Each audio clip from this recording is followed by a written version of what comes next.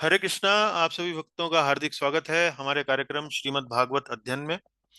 इस कार्यक्रम में हम प्रसिद्ध और एवं प्रमुख वैष्णव ग्रंथ श्रीमद् भागवत का क्रम अनुसार सिलसिलेवार ढंग से अध्ययन कर रहे हैं।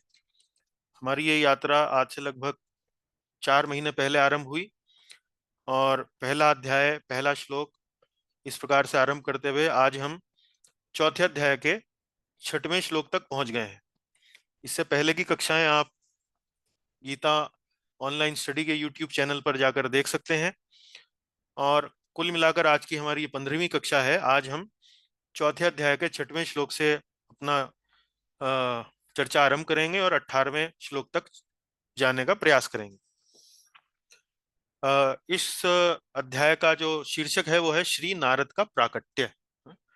इस अध्याय के अंतर्गत आप देखेंगे नारद मुनि प्रकट होते हैं और श्रील व्यास देव की शंकाओं का निवारण करते हैं। तो आरंभ करते हैं मंगलाचरण प्रार्थनाओं से। ओम अज्ञानतिमिरन्धस्य ज्ञानञ्जनशलाकया चक्षुरुन्मीलितं येन तस्मै श्रीगुरवे नमः। श्रीचैतन्यमनोभीष्टं स्थापितं येन भूतले स्वयं रूपः कदा मह्यं ददाति स्वपदान्तिकं। वन्देऽहं श्रीगुरौ श्रीयुतपदकमलं श्रीगुरून् वैष्णवांश्च श्रीरूपं साग्रजातं सहगण रघुनाथान्वितं तं सजीवम् साद्वैतं सावधूतं परिजनसहितं कृष्णचैतन्यदेवं श्रीराधाकृष्णपादान् सहगण ललिता श्रीविशाखान्वितांश्च।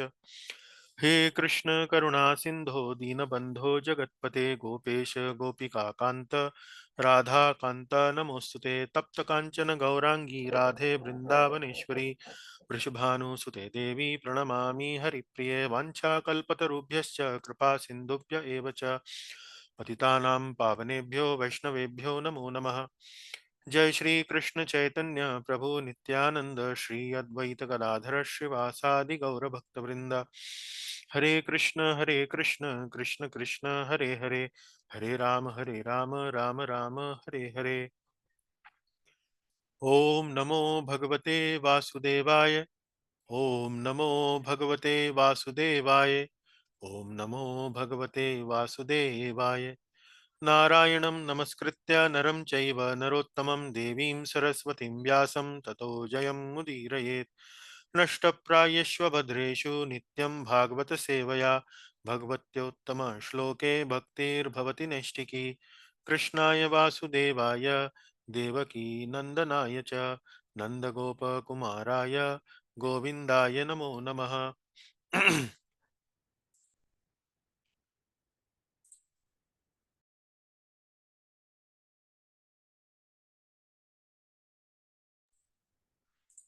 चलिए आरंभ करते हैं पिछली कक्षा के पुनरावलोकन से।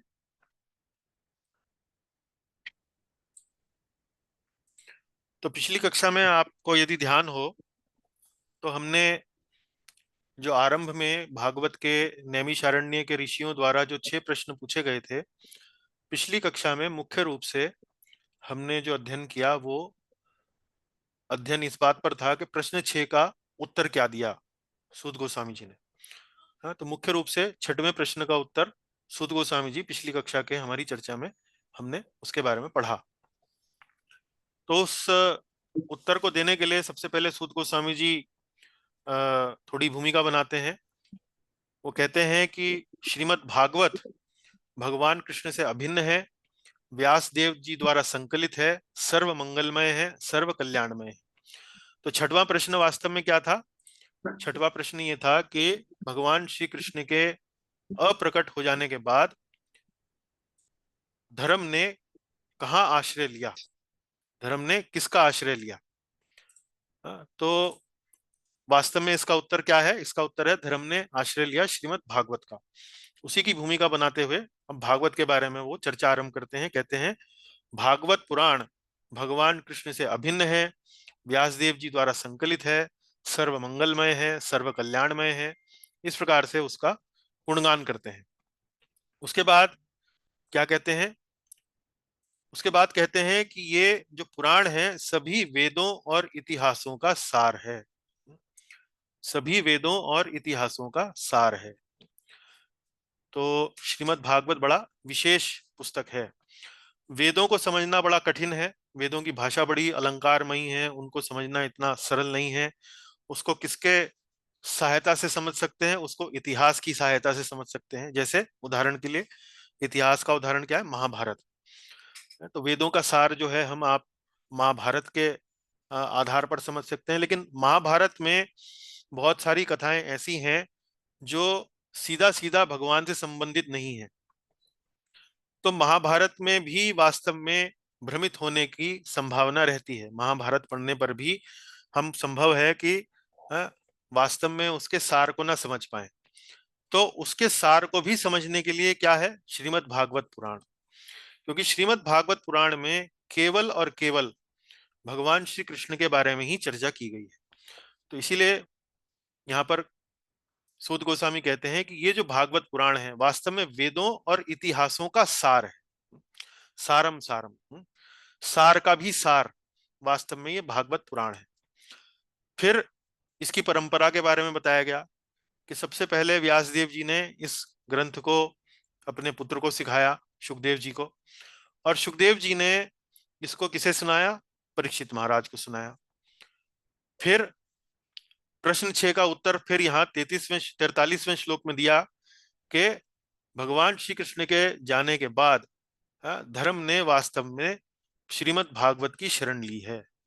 तो धार्मिक जो सिद्धांत हैं अब हम श्रीमद् भागवत से ही समझ सकते हैं। जैसे भगवान श्री कृष्ण ने भगवत गीता में कहा है कि भाई युग युगों के बाद मैं अवतार लेता हूं ताकि धर्म की संस्थापना कर सकूं।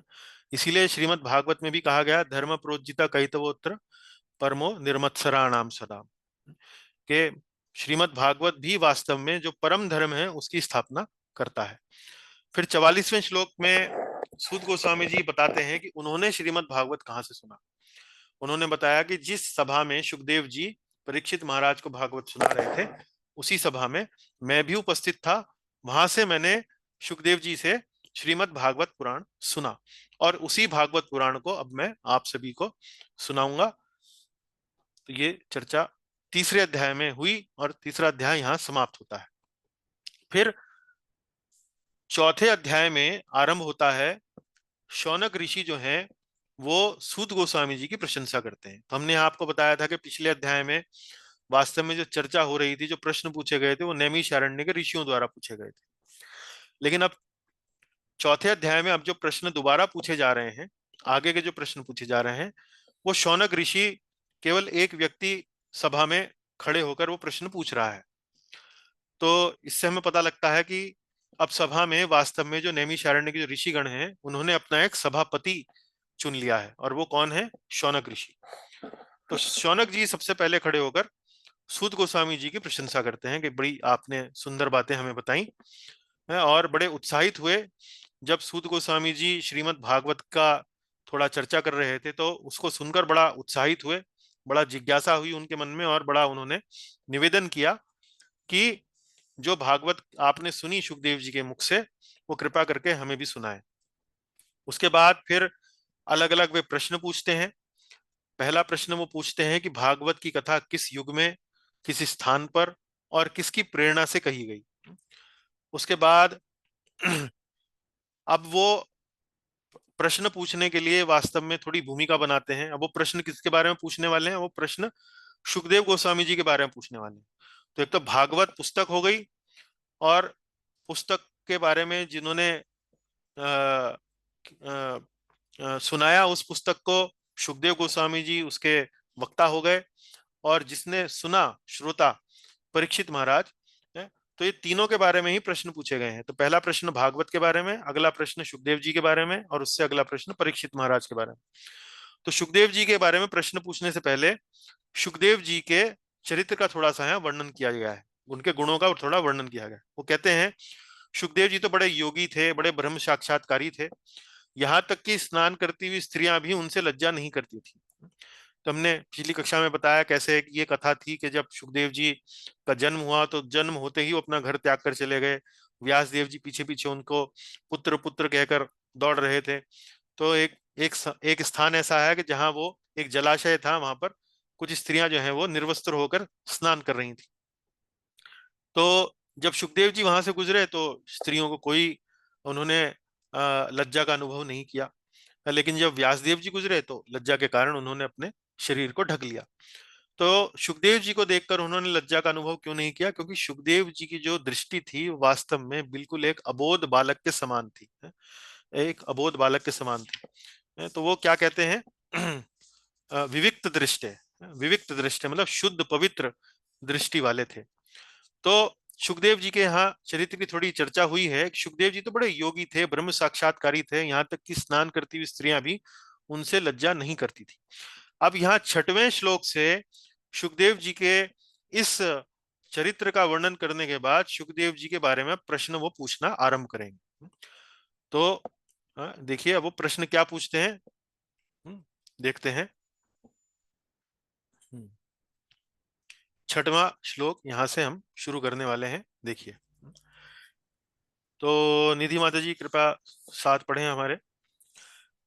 कथम आलक्षितः पौरे कथम आलक्षितः पौरे संप्राप्तः कुरु जांगलान संप्राप्तः कुरु जांगलान उन्मत्तमूक जड़ विद्वत् उन्मत्तमूक जड़वित उन्मत्तमूक जड़वत् उन्मत्तमूक जड़वत विचरन गज साहवये। विचरन गज सावये। पढ़िए, हरे वाला पढ़िए। कुरु जांगल प्रदेश में पहुंचकर। हम्म संप्राप्तः कुरु जांगलान। अब सुखदेव जी के बारे में प्रश्न पूछा जा रहा है, और पहला प्रश्न ये पूछ रहे हैं इस श्लोक में, उसमें आरंभ करते हैं बताते हुए कि संप्राप्तः कुरु जांगलान। संप्राप्त मतलब पहुंचने पर, कुरु जांगलान, जांगल अर्थात वन प्रदेश, और वन प्रदेश कहाँ का? कुरु का। कुरु अर्थात ये वास्तव में स्थान कहाँ है? ये वर्तमान समय में नई दिल्ली के आसपास का जो वन क्षेत्र है, उस क्षेत्र के बारे में चर्चा हो रही है। तो कुरु जांगल प्रदेश में पहुंचकर, है, गज साहवये, गज साहवये अर्थात हस्तिनापुर, हस्तिनापुर में। हस्तिनापुर में है। उसके बाद पढ़िए माता जी, नीले वाला। वे एक पागल गूंगे व जड़ के समान विचरते होंगे। हाँ, उन्मत्त मूक जड़वत विचरन। विचरन मतलब घूमना, उन्मत्त मतलब एक पागल व्यक्ति के समान, मूक अर्थात एक गूंगा जो कुछ बोलता नहीं है, जड़वत, जड़वत मतलब एकदम जड़, जो एक जगह खड़ा होकर यदि कहीं देख रहा है तो देख ही रहा है। तो अब ब्रह्म साक्षात्कारी व्यक्ति का एक प्रकार से ये स्वभाव है कि वो वास्तव में अपने चारों तरफ की जो परिस्थितियां हैं उससे बिल्कुल अनभिज्ञ रहता है, अनभिज्ञ समान प्रतीत होता है, जैसे उन परिस्थितियों का उसके ऊपर कोई असर ही नहीं पड़ रहा है। इसलिए यहाँ पर उनके लिए शब्द कौन कौन से हैं? उन्मत्त मूक जड़वत विचरण। लाल वाला पढ़िए। नगर वासियों ने उन्हें कैसे पहचाना? हाँ, कथम अलक्षितः पौरेः, कथम अलक्षितः पौरेः। पौरे अर्थ अर्थात नगरवासी, कथम अलक्षिता अर्थात कैसे उनको समझा, कैसे उनको जाना और कैसे उनको पहचाना। तो कहने का भाव ये है कि अब शौनक ऋषि जो हैं वो सूत गोस्वामी जी से प्रश्न ये पूछ रहे हैं कि पिछले श्लोकों का यदि भूमिका देखें तो सुखदेव गोस्वामी तो ब्रह्म साक्षात्कारी थे। वो तो वास्तव में बड़े बहुत बड़े योगी थे, हैं, वो तो वास्तव में इस प्रकार के व्यक्ति थे कि वो यदि कहीं से गुजरे हैं तो स्नान करती हुई स्त्रियां भी उनसे लज्जा नहीं करती थी, इस प्रकार की उनकी शुद्ध पवित्र दृष्टि थी। तो ऐसा व्यक्ति जो ब्रह्म साक्षात्कारी था और बाह्य रूप से उसके जो लक्षण थे वो एक पागल के समान लगता था, गूंगा लगता था, जड़ लगता था। तो जब वे व्यक्ति जो जंगलों में विचरण किया करता था, हस्तिनापुर जैसे नगर में जब वो पहुंचा तो वहां नगरवासियों ने उन्हें कैसे पहचाना? नगरवासियों ने उन्हें कैसे पहचाना? तो इसको थोड़ा समझने का प्रयास करेंगे। पढ़िए माता जी एक एक करके। कुरु जांगल कुरुक्षेत्र का वन प्रदेश। कुरुक्षेत्र का वन प्रदेश, जी आगे पढ़ें। साहवये वह हम्म, स्थान जिसका नाम हाथी हस्ती के ऊपर रखा गया, हस्तिनापुर। हाँ, गज, गज अर्थात हाथी। हम्म, गज साहवये यानी कि हस्तिनापुर। तो जिसका नाम हाथी के ऊपर रखा गया, या जिसका अर्थ होता है हाथी अर्थात हस्ती के ऊपर रखा गया, उस स्थान को बोलते हैं हस्तिनापुर। इसका थोड़ा इतिहास जो है वो प्रभुपाद जी ने अपने तात्पर्य में दिया है। पढ़े माता जी यहाँ से। हस्तिनापुर का निर्माण हस्ती नामक राजा ने कराया था, अतः हम्म। उसका नाम हस्तिनापुर पड़ा। हाँ, तो इसका निर्माण जो था वो एक राजा था जिसका नाम हस्ती था, इसलिए उसको हस्तिनापुर के नाम से जानते हैं। अब हम थोड़ा सा इस श्लोक के बारे में समझेंगे। पौरेहे, पढ़े। हम्म। पौरे, यह शब्द पुरी से आया है, अर्थात नगरवासी। हाँ, पुर जैसे हम बोलते हैं, पुर कानपुर, और अलग अलग जो शब्द हैं, रामपुर, धामपुर। पुर अर्थात पुरी अर्थात नगर। तो नगर में जो लोग होते हैं उनसे आशा की जाती है कि वे थोड़ा सा सभ्य सुसंस्कृत कपड़े पहने हुए, अच्छी सभ्य भाषा का उच्चारण करते हुए, इस प्रकार का उनका आचरण, उनका स्वभाव जो है वो अ, हमें जान पड़ता है। हमारी कल्पना में, हमारी दृष्टि में इस प्रकार का आचरण की हम आशा रखते हैं। जैसे मान लीजिए कोई गांव का आदमी किसी बड़े शहर में जाए, तो बड़े शहर में जो लोग हैं उनका खाने का एक बड़ा विशिष्ट ढंग है, रहन सहन बड़ा एक उच्च कोटि का है। अब वो गांव का जो लड़का है या गांव का जो पुरुष है या जो व्यक्ति है, वो तो अपना बहुत ज्यादा ना तो कोई बहुत ज्यादा फैशन करता, ना कोई बहुत ज्यादा खाने पीने का कोई विशेष तरीका है, अपना मौज मस्ती से अपना वो रहता है। लेकिन पुर में, नगर में जो लोग हैं उनका आचरण जो है बड़ा सभ्य शिष्टाचार वाला, संस्कृत सुसंस्कृत, इस प्रकार का वो होता है। तो गांव का व्यक्ति यदि ऐसे नगर में पहुंच जाए तो वो पागल है, एक मूक, एक जड़ गूंगे के समान वो लगेगा। वो देखेगा कि अरे ये क्या चल रहा है यहाँ पर। ये लोग बाग तो यहाँ एक बड़ा छुरी कांटा लेकर खाते हैं, हम लोग तो खाने के लिए हाथ से ही खा लेते हैं, या कभी कभी तो हम पेड़ पर चढ़कर फल सीधा पेड़ से ही खा लेते हैं, या गाय का दूध पीना हो तो गाय के नीचे लेटकर दूध पी लेते हैं। लेकिन नगर में इस प्रकार का आचरण नहीं होता है। तो इसीलिए यहाँ पर देखिए पौरहे शब्द आया है, पौरे अर्थात पुरी अर्थात नगरवासी। पढ़े यहाँ से। हम्म। नगरवासी सामान्यतः देखने में सुसंस्कृत होते हैं, किंतु सुखदेव गोस्वामी अपनी नग्न वेशभूषा से सुसंस्कृत नहीं लगते थे, अतः पुरी वासियों ने उन्हें कैसे पहचाना। हाँ, अब देखिए सुखदेव गोस्वामी कौन कौन है, बड़े योगी हैं, एक ब्रह्म साक्षात्कारी पुरुष हैं। यहाँ तक कि उनकी जो दृष्टि है, उनकी जो अ, देखने का जो उनका तरीका है वो भी बड़ा शुद्ध है, बड़ा साफ है, निष्कपट है। लेकिन नगर में, पुरी में एक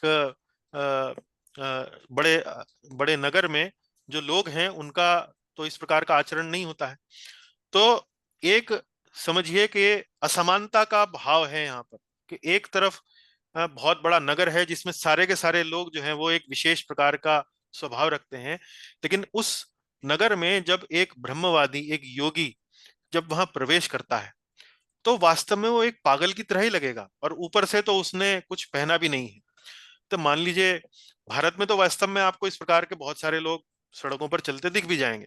आवश्यक नहीं है कि वो बहुत बड़े योगी हों, ब्रह्म साक्षात्कारी हों, लेकिन वेशभूषा के दृष्टिकोण से यहाँ पर शायद संभवतः कोई इतना आश्चर्य ना करे। लेकिन अगर कोई इस प्रकार का व्यक्ति अमेरिका जैसे या किसी इस प्रकार के पाश्चात्य देश में चला जाए तो अ, जो वहां की जो पुलिस है वो उसे पकड़ के ले जाएगी।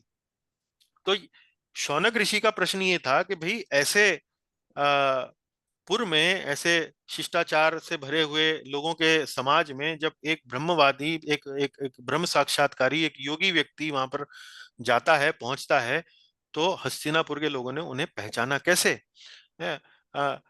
कई बार तो लोग जो हैं ऐसे लोगों को देखकर हंसते हैं, उपहास उड़ाते हैं, पत्थर मारते हैं, जोर जोर से चिल्लाते हैं। तो ये कुछ ना कुछ विशेष, कुछ ना कुछ एक अचरज भरी परिस्थिति बनी होगी, तो कैसे पहचाना। तो ये चर्चा हो रही है। इसीलिए पहले तो दो श्लोक आए जिसमें सुखदेव गोस्वामी जी को बड़ा योगी, ब्रह्म साक्षात्कारी है, स्त्रियों के साथ, स्नान करती स्त्रियों का क्या उनके प्रति प्रतिक्रिया थी, ये सब बताया गया। चलिए आगे चलेंगे, सातवां श्लोक।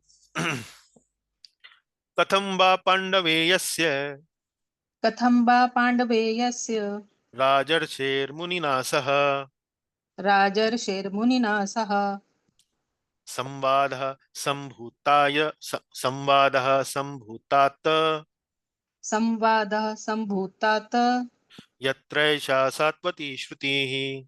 यत्रैषा सात्वी श्रुतिः। पढ़े। लाल। पांडव नंदन राजर्षि परीक्षित का इन मौनी सुखदेव जी के साथ। कथम वा पांडवेयस्य राजर्षे मुनिना सह। पांडव पांडवेयस्य, पांडवेयस्य अर्थात पांडु के वंशज। राजर्षे, राजर्षे अर्थात राज ऋषि। किसके लिए आया है राज ऋषि? परीक्षित महाराज के लिए। मुनिना, मुनिना अर्थात सुखदेव गोस्वामी, सह उनके साथ। तो उनके साथ पांडव नंदन राजर्षि परीक्षित का इन मौनी सुखदेव जी के साथ, आगे पढ़ें। यह वह संवाद कैसे हुआ जिसमें यह भागवत संहिता कही गई। हाँ, संवादः संभूतात्, संवादः संभूतात्। तात, तात अर्थात हे प्रिय। प्रिय यहाँ पर शौनक जी जो है वो सूत गोस्वामी जी कह रहे हैं संभूत। संभूत अर्थात ये कैसे संभव हुआ, संवाद कैसे संभव हुआ हे तात। यत्र ऐशा सात्वती श्रुति ही, जिसमें यह भागवत संहिता कही गई। यत्र ऐशा, जिस संवाद में, संवाद संभूत आतात, यत्र ऐशा जिस संवाद में, यह सात्वती श्रुति अर्थात भागवत संहिता, श्रीमद् भागवत पुराण जो था वो कहा गया। तो अब देखिए यहां पर एक और एक तरीके से अंतर जो है वो दिखाया गया है। कहां तो योगी जन नग्न अवस्था में विचरण करने वाले सुखदेव गोस्वामी, और कहां दूसरी ओर महाराज परीक्षित जो वैभव से, ऐश्वर्य से, बड़े बड़े लोगों से, पार्षदों से, मंत्रियों के साथ घिरे रहते थे। राजसी वेशभूषा, राजसी ठाट बाट। एक जो व्यक्ति है वो पूरे जगत का, पूरी पृथ्वी का सम्राट है, और एक जो व्यक्ति है वो वास्तव में उसके पास कहने के लिए कुछ भी नहीं है भौतिक रूप से। तो ऐसे दोनों लोगों की भेंट जो है वो कैसे हुई, ये दोनों वास्तव में संवाद में कैसे आए। एक व्यक्ति जो है वो तो राजमहल से कोसों दूर है, एक व्यक्ति जो है वो राजमहल के भीतर दिन रात रहता है। तो ऐसे व्यक्ति का मिलन कैसे हुआ, ऐसे व्यक्ति की भेंट कैसे हुई, और भेंट होने के बाद संवाद कैसे हुआ। पढ़े माता जी यहां से। सुखदेव गोस्वामी तथा परीक्षित महाराज की बाह्य परिस्थिति एकदम भिन्न थी। आगे। हम्म। सुखदेव एकांत वनों में भटकने वाले मौनी बाबा के समान थे। आगे। महाराज परीक्षित वैभवशाली सम्राट, मंत्रियों व पार्षदों से घिरे रहते थे। हम्म। यह जिज्ञासा का विषय है कि इतनी भिन्न परिस्थितियों वाले व्यक्ति आपस में कैसे मिले। हाँ, आपस में कैसे मिले। क्या हुआ न ऐसा। हम्म। न केवल मिले किंतु भागवत जैसे ग्रंथ पर चर्चा की। हाँ, किंतु भागवत जैसे ग्रंथ पर चर्चा भी करी। तो ये बड़ा जिज्ञासा का विषय है। आगे पढ़ें। हम्म। सात्वती श्रुति ही। हम्म। नंबर एक, भक्तो सात्वती का शास्त्र हम्म। श्रुति ही। नंबर दो, दिव्य सात्वती वेदों का सार श्रुति ही। हाँ, तो सात्वती श्रुति, ये जो शब्द आया है इस श्लोक के अंदर, उसके दो अर्थ निकाले जा सकते हैं। तो एक अर्थ जो निकाला गया है वो निकाला गया है भक्तों का शास्त्र। सात्वती, सात्वती शब्द जो है वो वैष्णवों के लिए आता है या भक्तों के लिए आता है। और श्रुति शब्द जो है उसका अर्थ होता है शास्त्र, उसका एक अर्थ होता है शास्त्र। तो भक्तों का शास्त्र, तो यहाँ श्रीमद् भागवत को वास्तव में सात्वती श्रुति कहा गया है, अर्थात ये भक्तों का शास्त्र है। ये ब्रह्मवादियों का शास्त्र नहीं है, ये ज्ञानियों का, योगियों का शास्त्र उस दृष्टिकोण से नहीं है। वास्तव में मुख्य रूप से शास्त्र किसके लिए है? सात्वती श्रुति। तो विश्वनाथ चक्रवर्ती ठाकुर जी ने इसका अर्थ निकाला है भक्तों का शास्त्र, वैष्णवों का ग्रंथ। और प्रभुपाद जी ने सात्वती और श्रुति का अर्थ दूसरा किया है। श्रुति का अर्थ प्रभुपाद जी ने लगाया है वेदों का सार, वेद। और सात्वती का अर्थ उन्होंने लगाया है दिव्य। तो दिव्य वेदों का सार। तो जैसे हम आपसे अभी थोड़ी देर पहले बता रहे थे कि श्रीमद् भागवत तो क्या है, वो वेदों और इतिहासों का सार है। सारम सारम, सर्ववेद इतिहासा नाम सारम सारम। इस प्रकार से जैसे हमने थोड़ी कुछ श्लोकों पहले पढ़ा, सात्वती श्रुति। तो आगे चलते हैं आठवें पर। स स गोदोहन मात्रम, स गोदोहन्मात्रम्, स गोदोहन मात्रम ही स गोदोहन्मात्रम् हि ग्रहेषु गृहमेधिनाम् गृहेषु गृहमेधिनाम् अवेक्षते महाभागस्तीर् अवेक्षते महाभागस्तीर्थ अवेक्षते महाभागः अवेक्षते महाभागः अवेक्षते महाभाग तीर्थी कुर्वन् तदाश्रमम्। तीर्थी कुर्वस्तदाश्रमम्। पढ़े नीला।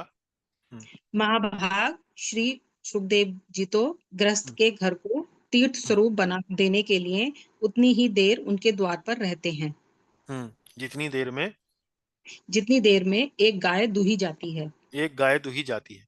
स गोदोहन मात्रम ही, गोदोहन मात्रम ही अर्थात गोदोहन, गोदोहन मतलब गाय को दुहना, मात्रम ही, मात्रम ही मतलब केवल उतने समय तक जितने समय में एक गाय को दोहते हैं। अब गाय को दोहने में कोई बहुत ज्यादा समय नहीं लगता है, 10 मिनट, 15 मिनट, 20 मिनट, इससे ज्यादा समय नहीं लगता है। ग्रहेशु ग्रह मेधि नाम, ग्रहेशु मतलब घर में, घर के सामने, ग्रह मेधि नाम, ग्रह मेधि नाम अर्थात गृहस्थ, जो व्यक्ति गृहस्थ में है ऐसे व्यक्ति के घर के सामने या घर के आगे है। अवेक्षते महाभागः तीर्थी कुर्वन् तदाश्रमम्। तो महाभाग अर्थात महाभाग श्री सुखदेव जी तो तीर्थी कुर्वम, तीर्थ स्वरूप बना देने के लिए, तीर्थी कुर्वम उतनी ही देर उनके द्वार पर रहते हैं। उतनी ही देर, उतनी ही देर मतलब उतनी ही देर अवेक्षते अर्थात उतनी ही देर वहां पर प्रतीक्षा करते हैं।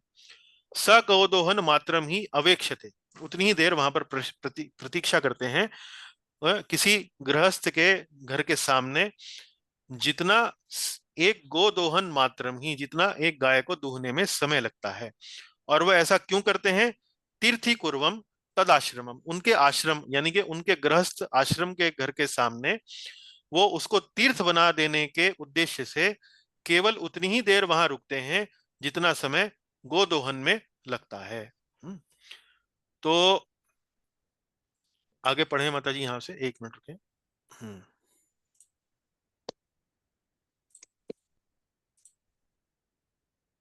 जी पढ़े।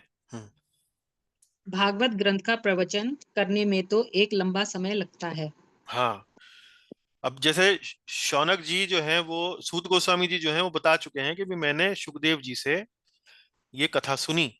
हाँ, जिस सभा में सुखदेव जी ने परीक्षित महाराज को ये कथा सुनाई उसमें मैं भी था और मैंने ये कथा सुनी, और कृपया करके वो कथा हमें सुनाए। हाँ, लेकिन ये थोड़ा सा बताएं कि सुखदेव जी के बारे में कि वो तो वास्तव में कहीं भी उतने ही समय रुकते थे जितना गोदोहन में समय लगता है, उससे ज्यादा समय नहीं समय रुकते नहीं थे। तो ऐसा क्या हुआ कि उन्होंने परीक्षित महाराज को 7 दिनों तक, एक लंबे समय तक उन्होंने उनको कथा सुनाई। तो आगे पढ़े। पर श्री सुखदेव बहुत थोड़ा ही समय किसी गृहस्थ के द्वार पर रुकते थे।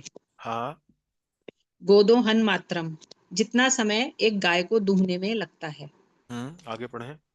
एक सच्चा साधु अन्यों के घर पर भिक्षा मांगने अपने स्वार्थ के लिए नहीं अपितु उन्हें जीवन का वास्तविक उद्देश्य बताने के लिए जाता है। हाँ, तो वास्तव में देखिए यहाँ पर प्रश्न जो पूछा जा रहा है वो इस तरह से पूछा जा रहा है कि सुखदेव जी के बारे में थोड़ा सा बताएं कि भाई उन्होंने भागवत की कथा इतने लंबे समय बैठकर एक स्थान पर कैसे करी, क्योंकि वो तो बहुत ही कम समय के लिए किसी के स्थान पर रुकते थे।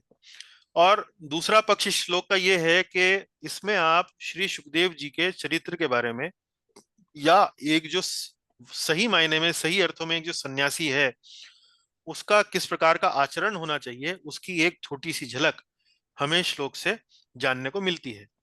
कि जो एक वास्तविक साधु है, एक सच्चा साधु है, जब वो किसी के घर पर भिक्षा मांगने जाता है तो इसलिए नहीं जाता है कि वह भिक्षा का लोभी है या भिक्षा का लालची है, अपने स्वार्थ के लिए नहीं जाता है, बल्कि वह तो वहां पर उस घर को तीर्थ बनाने के उद्देश्य से जाता है। वह उस घर के सामने उस घर के लोगों को जीवन के वास्तविक उद्देश्य का स्मरण कराने के लिए जाता है। वो यह बताने के लिए जाता है कि जिस गृहस्थ जीवन में तुम वास्तव में अभी लिप्त हो, अभी लगे हुए हो, वास्तव में उस आश्रम का, उस घर का जीने का उद्देश्य वास्तव में भगवान की सेवा है, भगवान की भक्ति है। तो इस प्रकार के भावना से एक साधु जो है वो भिक्षा मांगने के लिए जाता है। आगे पढ़ें। एक आदर्श सन्यासी को गृहस्थों के घर धन वैभव से कोई सरोकार नहीं होता। हाँ, आगे पढ़ें। गृहस्थ से भिक्षा मांगने का उद्देश्य उसके घर को पवित्र बनाना होता है। उसके घर को पवित्र बनाना होता है, कि उसको अपने जीवन, इसको जीवन का वास्तविक उद्देश्य बनाए, बताएं, और इस कारण से, इस तरीके से वो अपने घर को पवित्र बना सकता है। तो ये सब जो प्रश्न अब पूछे गए हैं, सबसे पहला प्रश्न किसके बारे में पूछा गया? श्रीमद् भागवत के बारे में। किस युग में कही गई, किस स्थान पर कही गई, किसकी प्रेरणा से कही गई। उसके बाद प्रश्न शुरू हुए सुखदेव गोस्वामी के बारे में। सुखदेव गोस्वामी के बारे में प्रश्न कैसे हुए? पहले तो उनके बारे में, चरित्र के बारे में बताया कि भाई वो तो ब्रह्म साक्षात्कारी थे, एक बहुत बड़े योगी थे। तो वो नग्न अवस्था में विचरण किया करते थे। तो हस्तिनापुर के लोगों ने उन्हें कैसे पहचाना कि ये बहुत बड़े ब्रह्म साक्षात्कारी हैं? क्योंकि नगरवासी तो ऐसे लोगों को देखकर चीखते हैं, चिल्लाते हैं, पत्थर मारते हैं। तो ऐसे उन्होंने वास्तव में कैसे पहचाना कि ये कौन है? वो तो गूंगे थे, बोलते भी कुछ नहीं थे, अपने मुख से तो कहते नहीं थे कि मैं भागवत कथा का वक्ता हूँ, ऐसा कुछ भी नहीं बोलते थे। तो कैसे पहचाना है? उसके बाद वो ये जिज्ञासा करते हैं कि परीक्षित महाराज और सुखदेव गोस्वामी बिल्कुल विपरीत परिस्थितियों वाले व्यक्ति थे, तो उनकी भेंट कैसे हुई, भेंट हुई कैसे, पहले तो ये बताएं, और फिर उस भेंट में भी ये विषय कैसे सामने आया कि श्रीमद् भागवत आप मुझे सुनाएं। तो इस तरह से ये चर्चा जो है वो चल रही है। और फिर भागवत कैसे सुना सके सुखदेव जी, वो तो रुकते ही नहीं थे कहीं थोड़ी देर के लिए भी। तो इस तरह से पहला प्रश्न जो था वो श्रीमद् भागवत के बारे में था। अगला प्रश्न जो था वो सुखदेव जी के बारे में था। हस्तिनापुर के लोगों ने कैसे पहचाना, परीक्षित महाराज से भेंट कैसे हुई, कैसे भागवत उन्होंने उनको सुनाई, क्योंकि वो तो बहुत ही कम समय के लिए कहीं भी रुकते थे। अब जो अगली श्रृंखला है प्रश्नों की, वो है परीक्षित महाराज के बारे में। तो सबसे पहले प्रश्न वो करते हैं जन्म और कार्य, परीक्षित महाराज के जन्म और कार्य के बारे में। अभिमन्यु सुतम सूत अभिमन्यु सुतम सूत प्राहुर्भागवतोत्तमम् प्राहुर्भागवतोत्तमम् तस्य जन्म महश्चर्यम् तस्य जन्म महाश्चर्यम् कर्माणि च गृणीहि च कर्माणि च गृणीहि नः। कर्माणि च गृणीहि नः। लाल वाला पढ़े। सूत जी, हमने सुना है कि अभिमन्यु नंदन परीक्षित भगवान के बड़े प्रेमी भक्त थे।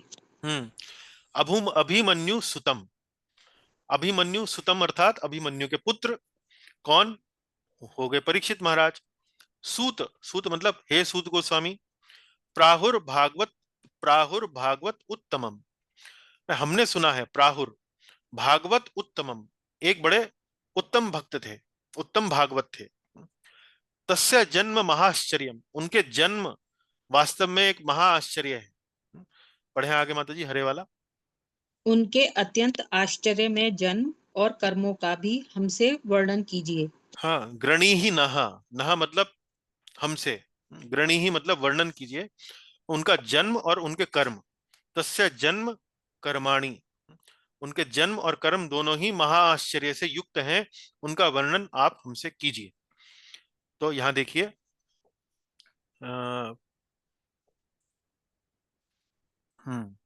पढ़े।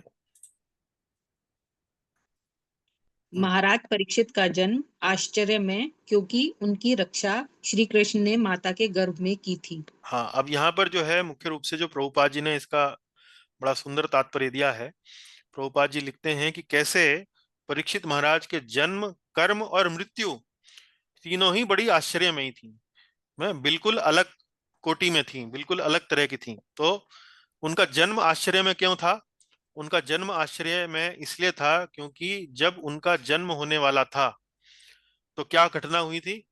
अश्वत्थामा ने अपना ब्रह्मास्त्र उनकी माता के गर्भ की ओर फेंक दिया, ताकि उनके गर्भ में उनके जो ये जो परीक्षित हैं उनकी हत्या की जा सके। क्योंकि अश्वत्थामा एक प्रतिशोध की भावना से कार्य कर रहा था।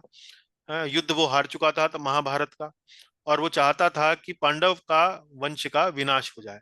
और परीक्षित ही अब उस मंत्र वंश का एकमात्र जो था प्राणी जो था वो बचा रह गया था पांडवों के बाद। बाकी सबकी महाभारत के युद्ध में अभिमन्यु की जैसे सबकी हत्या हो चुकी थी। तो ऐसे में जब वो ब्रह्मास्त्र उत्तरा के गर्भ की ओर फेंकता है तो उसकी रक्षा कौन करते हैं? भगवान श्री कृष्ण उसकी रक्षा करते हैं। तो इसलिए परीक्षित का जन्म आश्चर्यमय है। हम्म। उनके कार्यकलाप भी आश्चर्य में, क्योंकि उन्होंने कली को दंडित किया था। वह गोवध का प्रयास कर रहा था। आगे के अध्यायों में, प्रथम स्कंद के आगे के अध्यायों में आप पढ़ेंगे कि कैसे एक बार जब परीक्षित महाराज विचरण कर रहे थे अपने रथ पर, तो उन्होंने देखा कि कैसे एक बड़ा कुरूप सा व्यक्ति एक गाय को दंडित कर रहा है, उसको मार रहा है। तो ऐसा देखकर परीक्षित महाराज ने उसे रोका और कली को दंडित करने का प्रयास किया। तो ये भी उनका कार्यकलाप जो था बड़ा आश्चर्यमय था। आगे पढ़े। उनकी मृत्यु भी आश्चर्य में, क्योंकि उन्हें उनकी मृत्यु की पूर्व सूचना मिल गई थी, पर उन्होंने भगवत कथा का श्रवण करके स्वयं को अपनी मृत्यु के लिए तैयार किया। हाँ, मृत्यु भी कोई बहुत सामान्य मृत्यु नहीं थी। सबसे पहले तो हम लोगों को अपनी मृत्यु की पूर्व में सूचना नहीं है, लेकिन उनको पहले ही मिल गई थी। दूसरी बात, यदि हमें अपनी मृत्यु की पूर्व सूचना मिल जाए कि हम 1 महीने बाद, 1 साल बाद, 2 साल बाद अ, हमारा निधन होने वाला है, तो वास्तव में जो बाकी का जो समय है वो वास्तव में बड़ा चिंता में और बड़ी कठिनाई में वो निकलेगा। लेकिन इसके विपरीत परीक्षित महाराज का जो समय था वो श्रीमद् भागवत के श्रवण में निकला, और ऐसा श्रवण उन्होंने किया कि वो अपनी भूख प्यास तक भूल गए। मृत्यु की तो बात ही छोड़ दीजिए। आगे पढ़ें। सप्ताह भर भागवत श्रवण करते हुए उन्होंने अन्न जल ग्रहण नहीं किया था। वे अपनी निद्रा भी त्याग वह सोना भी अपनी भूल निद्रा गए, भी त्याग चुके। सोना भी भूल गए, निद्रा भी भूल गए, अन्न जल ग्रहण करना भी भूल गए। इतना आनंद का अनुभव वो भागवत श्रवण में कर रहे थे। अगला पढ़ेंगे। स सम्राट कस्य वा हेतो स सम्राट कस्य वा हेतोः पाण्डूनां मानवर्धनाः पाण्डूनां मानवर्धनाः प्रायोपविष्टो गंगायां प्रायोपविष्टो गंगायाम् अनादृत्याधिराश्रियम् अनाधि अना अना अनादृत्याधिराश्रियम्। अनादृत्याधिराश्रयम्। लाल वाला पढ़े। वे तो पांडव वंश के गौरव बढ़ाने वाले थे। पांडुनाम मान वर्धनः, पांडवों के वंश का गौरव बढ़ाने वाले थे, मान वर्धन करने वाले थे। स सम्राट कस्य वा हेतु, पढ़े। वैसे सम्राट भला किस कारण से? स सम्राट कस्य वा हेतु, तो ऐसा सम्राट जिसका जन्म, जिसका कर्म, जिसका मरण सभी आश्चर्य से युक्त था, तो ऐसा सम्राट भला किस कारण से, जो सम्राट पांडवों के वंश का गौरव बढ़ाने वाला था, ऐसा सम्राट किस कारण से, पढ़े। साम्राज्य लक्ष्मी का परित्याग करके अनादृत्या अधिराट श्रियम, अन आदृत्या, अन आदृत्या अर्थात उपेक्षा करके, अनादर करके। अनादर समझ लीजिए आप, ये इस भाव से आया है कि अपेक्षा करके, उपेक्षा करके, कि ऐसे राज्य की उपेक्षा करके जो अधिराट श्रियम, अधिराट श्रियम अर्थात जो इतना ऐश्वर्यपूर्ण था और जो उनको विरासत में मिला था, ये सब का उसके बाद गंगा तट पर, पढ़े। गंगा तट पर मृत्यु पर्यंत अनशन का व्रत लेकर बैठे थे। हाँ, अनशन का व्रत लेकर बैठ गए। तो पांडवों के वंश का गौरव बढ़ाने वाले थे, एक सम्राट थे, और साम्राज्य लक्ष्मी अर्थात अधिराट श्रियम, बहुत बड़ा उनके पास राज्य था जो उनको विरासत में मिला था। तो ऐसा क्या हुआ कि वो एकदम से इस साम्राज्य का, इस राज्य का परित्याग करके गंगा के तट पर मृत्यु पर्यंत अनशन कर व्रत ले बैठे, अनशन का व्रत लेकर बैठ गए। ऐसा कुछ ना कुछ तो विशिष्ट हुआ होगा कि जो इतना बड़ा सम्राट था, इतना बड़ा राज्य वो कर रहा था, एक झटके में उसने अनशन करने का निर्णय लिया और मृत्यु पर्यंत व्रत लेकर बैठ गया वहां पर। तो देखते हैं, पढ़े माता जी। इस पर कोई विशेष आगे हमने नोट्स नहीं बनाए हैं। 11वां पढ़ेंगे। नमन्ति यत्पाद निकेत, नमन्ति यत्पाद निकेतात् निकेतमात्मनः, नमन्ति यत्पादनिकेत आत्मनः, नमन्ति यत्पाद निकेतमात्मनः। नमन्ति यत्पादनिकेतम् आत्मनः। शिवाय हानीय धनानि शत्रवः, शिवाय हानिय धनानि शत्रवः, कथं स वीरा श्रियमङ्गदुस्त्यजाम्, कथं स वीरा श्रियमङ्गदुस्तज्याम्, युवैषतु उत्सृष्टुम् अहो सह सुभिः, युवेशो तत् सृष्टुमहो सह सहासु सहासुभिः। हाँ जी, पढ़ें, सहसुभिः। लाल वाला पढ़ें।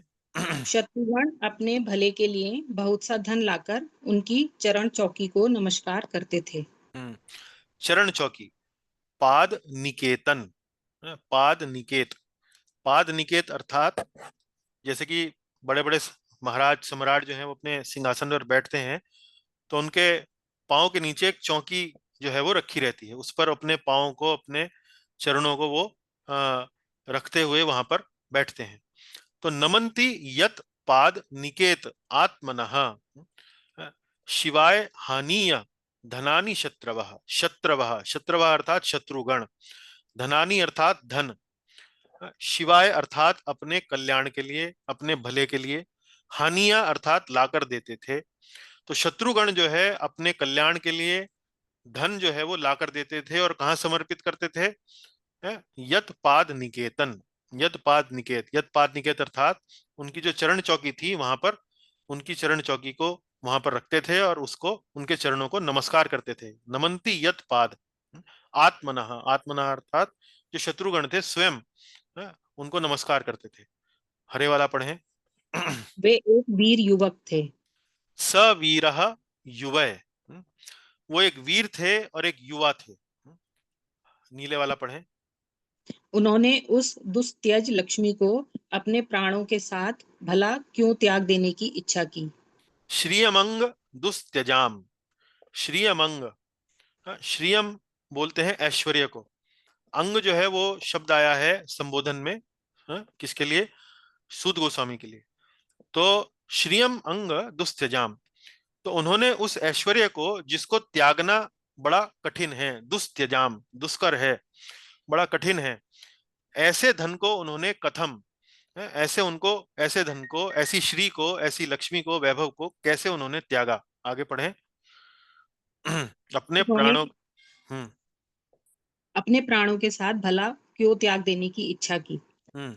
एषद उत्सृष्टुम अहो सह असुभिः, सह असुभिः, असुभिः बोलते हैं प्राणों को, सह, सह मतलब साथ साथ, किसके साथ साथ? एक तो वो अपनी ऐश्वर्य को त्याग रहे हैं, और सह असुभी उसके साथ साथ अपने प्राणों को भी उत्सृष्टुम, उत्सृष्टुम एषत, एषत अर्थात इच्छा कर रहे हैं, उत्सृष्टुम मतलब त्याग कर रहे हैं। तो श्रियम अर्थात ऐश्वर्य को, दुस्त्यज्याम जिसको त्यागना बड़ा कठिन है उसको त्यागने की इच्छा कर रहे हैं, और उसके साथ साथ सह अशुभि ही, अशुभि अर्थात प्राणों को भी त्यागने की इच्छा कर रहे हैं। पढ़ें यहां से एक करके, बार बार, रुकिए जरा, नैमिषारण्य एक मिनट रुकिए। हम्म, जी, हम्म, नैमिषारण्य के ऋषिगण शौनक ऋषि के माध्यम से यह जिज्ञासा करते हैं। हाँ बताइए क्या जिज्ञासा है, एक पढ़ें। एक युवा वीर स्थापित शक्तिशाली सम्राट एकाएक अपनी सारी संपत्ति व प्राण क्यों त्यागना चाहेगा। हाँ, सब कुछ तो बहुत अच्छा था उनके राज्य में, बहुत बड़े राजा थे, शत्रुओं से भी उनको कोई समस्या नहीं थी, यहाँ तक कि शत्रु तो स्वयं अपना धन लाकर उनकी चरण चौकी के ऊपर रखते थे, नमस्कार अर्पित करते थे, बहुत शक्तिशाली थे, एक युवा थे, मृत्यु की भी अभी कोई संभावना नहीं दिखाई दे रही थी, वीर थे, स्थापित शक्तिशाली सम्राट थे, अपने पुरखों से उनको एक बड़ा शक्तिशाली साम्राज्य जो था उनको मिला। तो अचानक ऐसा क्या हुआ कि एकाएक अपनी सारी संपत्ति व प्राण वो त्यागने के लिए गंगा तट पर व्रत लेकर अनशन करके वो बैठ गए? ऐसा क्या हुआ? पाद निकेतनम हम्म, बराबर चरण चौकी। हम्म। तो यहाँ अर्थ बताया गया पाद निकेतन, अर्थात चरण चौकी। ये अर्थ जो है वास्तव में विश्वनाथ चक्रवर्ती ठाकुर उनकी टीका में मिलता है। सह अशुभिः, हाँ पढ़ें। सह सुबिही बराबर सह प्लस असुभिही बराबर हम्म, प्राणों के साथ। हाँ, तो अशुभ ही बोलते हैं प्राणों को। अब इसको हम कैसे याद रखें? जैसे गीता में दूसरे अध्याय के 11वें श्लोक में अशोचयान अन्वशोचस्त्वम प्रज्ञावादांश भाषसे, ये आपने श्लोक जो है आपने पढ़ा होगा।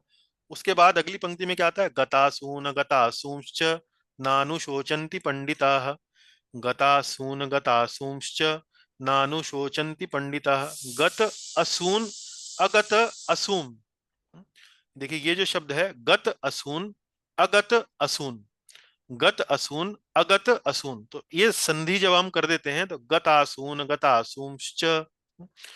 गत मतलब जाना, असून मतलब प्राण, तो जिनके प्राण चले गए अगत असून, अगत असून मतलब और जिनके प्राण नहीं चले गए।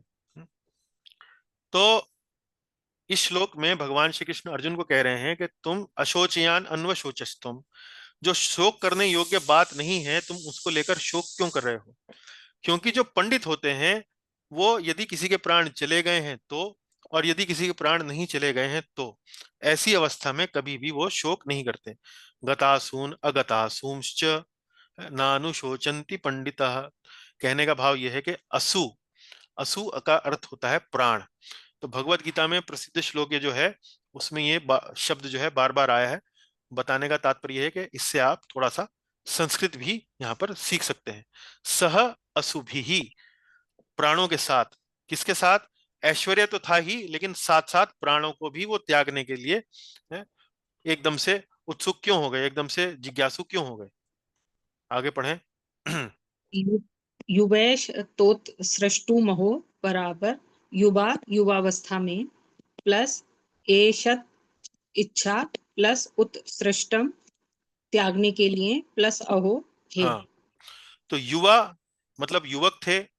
हाँ, एषत, एषत अर्थात उनकी इच्छा, उत्सृष्टुम अर्थात त्यागना, और अहो हे, तो हे सूत गोस्वामी, वे तो बड़े युवा थे, बड़े वीर थे, तो अपने ऐश्वर्य को और अपने प्राणों को त्यागने की इच्छा एकदम से उनमें कैसे जागृत हुई? 12वां पढ़ेंगे। हाँ, ये देखिए ये जो दोनों श्लोक हैं 11वां और 12वां, ये दोनों वंशस्थ छंद में लिखे हुए हैं। वंशस्थ छंद की पहचान क्या है? इसमें प्रत्येक चरण में 12-12 वर्ण होते हैं, 1 2 3 4 5 6 7 8 9 10 11 12, और इसका उच्चारण लगभग वैसे ही होता है जैसे कार्पण्य दोषोपहता स्वभावा शिवाय लोकस्य भवाय भूतये या उत्तम श्लोक परायण जना। पढ़े माता जी। शिवाय लोकस्य भवाय भूतये शिवाय लोकस्य भवाय भूतये या उत्तम श्लोक परायण जना य उत्तम श्लोक परायण जनाः जीवन्ति नात्मार्थ मसौ पराश्रयम् जीवन्ति नात्मात्मसो पराश्रयम् मुमोच निर्विद्य कुतः कलेवरम्। मुमोच निर्विद्य कुतः कलेवरम्। हम्म, लाल वाला पढ़ें। जिन लोगों का जीवन भगवान के आश्रित है। यह उत्तम श्लोक परायणा जना, यह अर्थात जिनका, जिन लोगों का, उत्तम श्लोक परायणा जना, जो उत्तम श्लोक के परायण वाले लोग हैं, जो उत्तम श्लोक का शरणागत लोग हैं, जो भगवान श्री कृष्ण की शरण लेने वाले लोग हैं, है, उन लोगों का। आगे पढ़ें हरे वाला। वे तो संसार के परम कल्याण अभ्युदय और समृद्धि के लिए ही जीवन धारण करते हैं। हाँ, शिवाय लोकस्य भवाय भूतये, शिवाय अर्थात परम कल्याण, लोकस्य मतलब संसार के लिए, संसार के परम कल्याण के लिए, भवाय भूतया, भवाय अर्थात अभ्युदय, भवाय अर्थात उठाना, ऊपर उठाना, भूतये, भूतये अर्थात समृद्धि, वे तो लोगों के परम कल्याण के लिए, लोगों को ऊपर उठाने के लिए, लोगों की समृद्धि के लिए ही जीवन धारण करते हैं। शिवाय लोकस्य भवाय भूतये जीवंती, जीवंती अर्थात जीवन धारण करते हैं। नीला पढ़ें। उसमें उनका अपना कोई स्वार्थ नहीं होता। न आत्मार्थ असौ, ना आत्मर्थम असौ, है उनका उसमें अपना अर्थ, अपना स्वार्थ, आत्म अर्थ जो है वो नहीं होता। न आत्म अर्थम असौ। आगे पढ़ें। उनका शरीर तो दूसरों के हित के लिए था, उन्होंने विरक्त होकर उसका परित्याग क्यों किया? हाँ, उनका शरीर तो दूसरों के हित के लिए था, पर आश्रयम, पर मतलब दूसरा, आश्रय मतलब आश्रय देना, शरण देना, तो दूसरों को शरण देना ये उनके स्वभाव में था। उनका शरीर तो दूसरों के हित के लिए था, पर आश्रयम, उन्होंने विरक्त होकर, मुमोच, उसका परित्याग क्यों किया? निर्विद्य कुतः कलेवरम। निर्विद्य कुतः कलेवरम, निर्विद्य अर्थात समस्त प्रकार की आसक्ति से मुक्त होकर, उन्होंने विरक्त होकर, मुमोच अर्थात परित्याग करना, कुतः कलेवरम अपना शरीर का परित्याग क्यों किया? तो यहाँ एक बड़ा ही सुंदर सिद्धांत के बारे में हम पढ़ेंगे, और वो सिद्धांत ये है कि वास्तव में एक वैष्णव जो है वो अपने शरीर को भी अपना शरीर या अपनी संपत्ति नहीं मानता है। वो अपने शरीर को इस भाव से देखता है कि ये तो शरीर दूसरों के कल्याण के निमित्त है। तो जो शौनक ऋषि थे जिन्होंने प्रश्न पूछने आरंभ किए, वो ये जानते थे कि परीक्षित महाराज जो थे वो एक महाभागवत थे, भगवान के बहुत बड़े भक्त थे।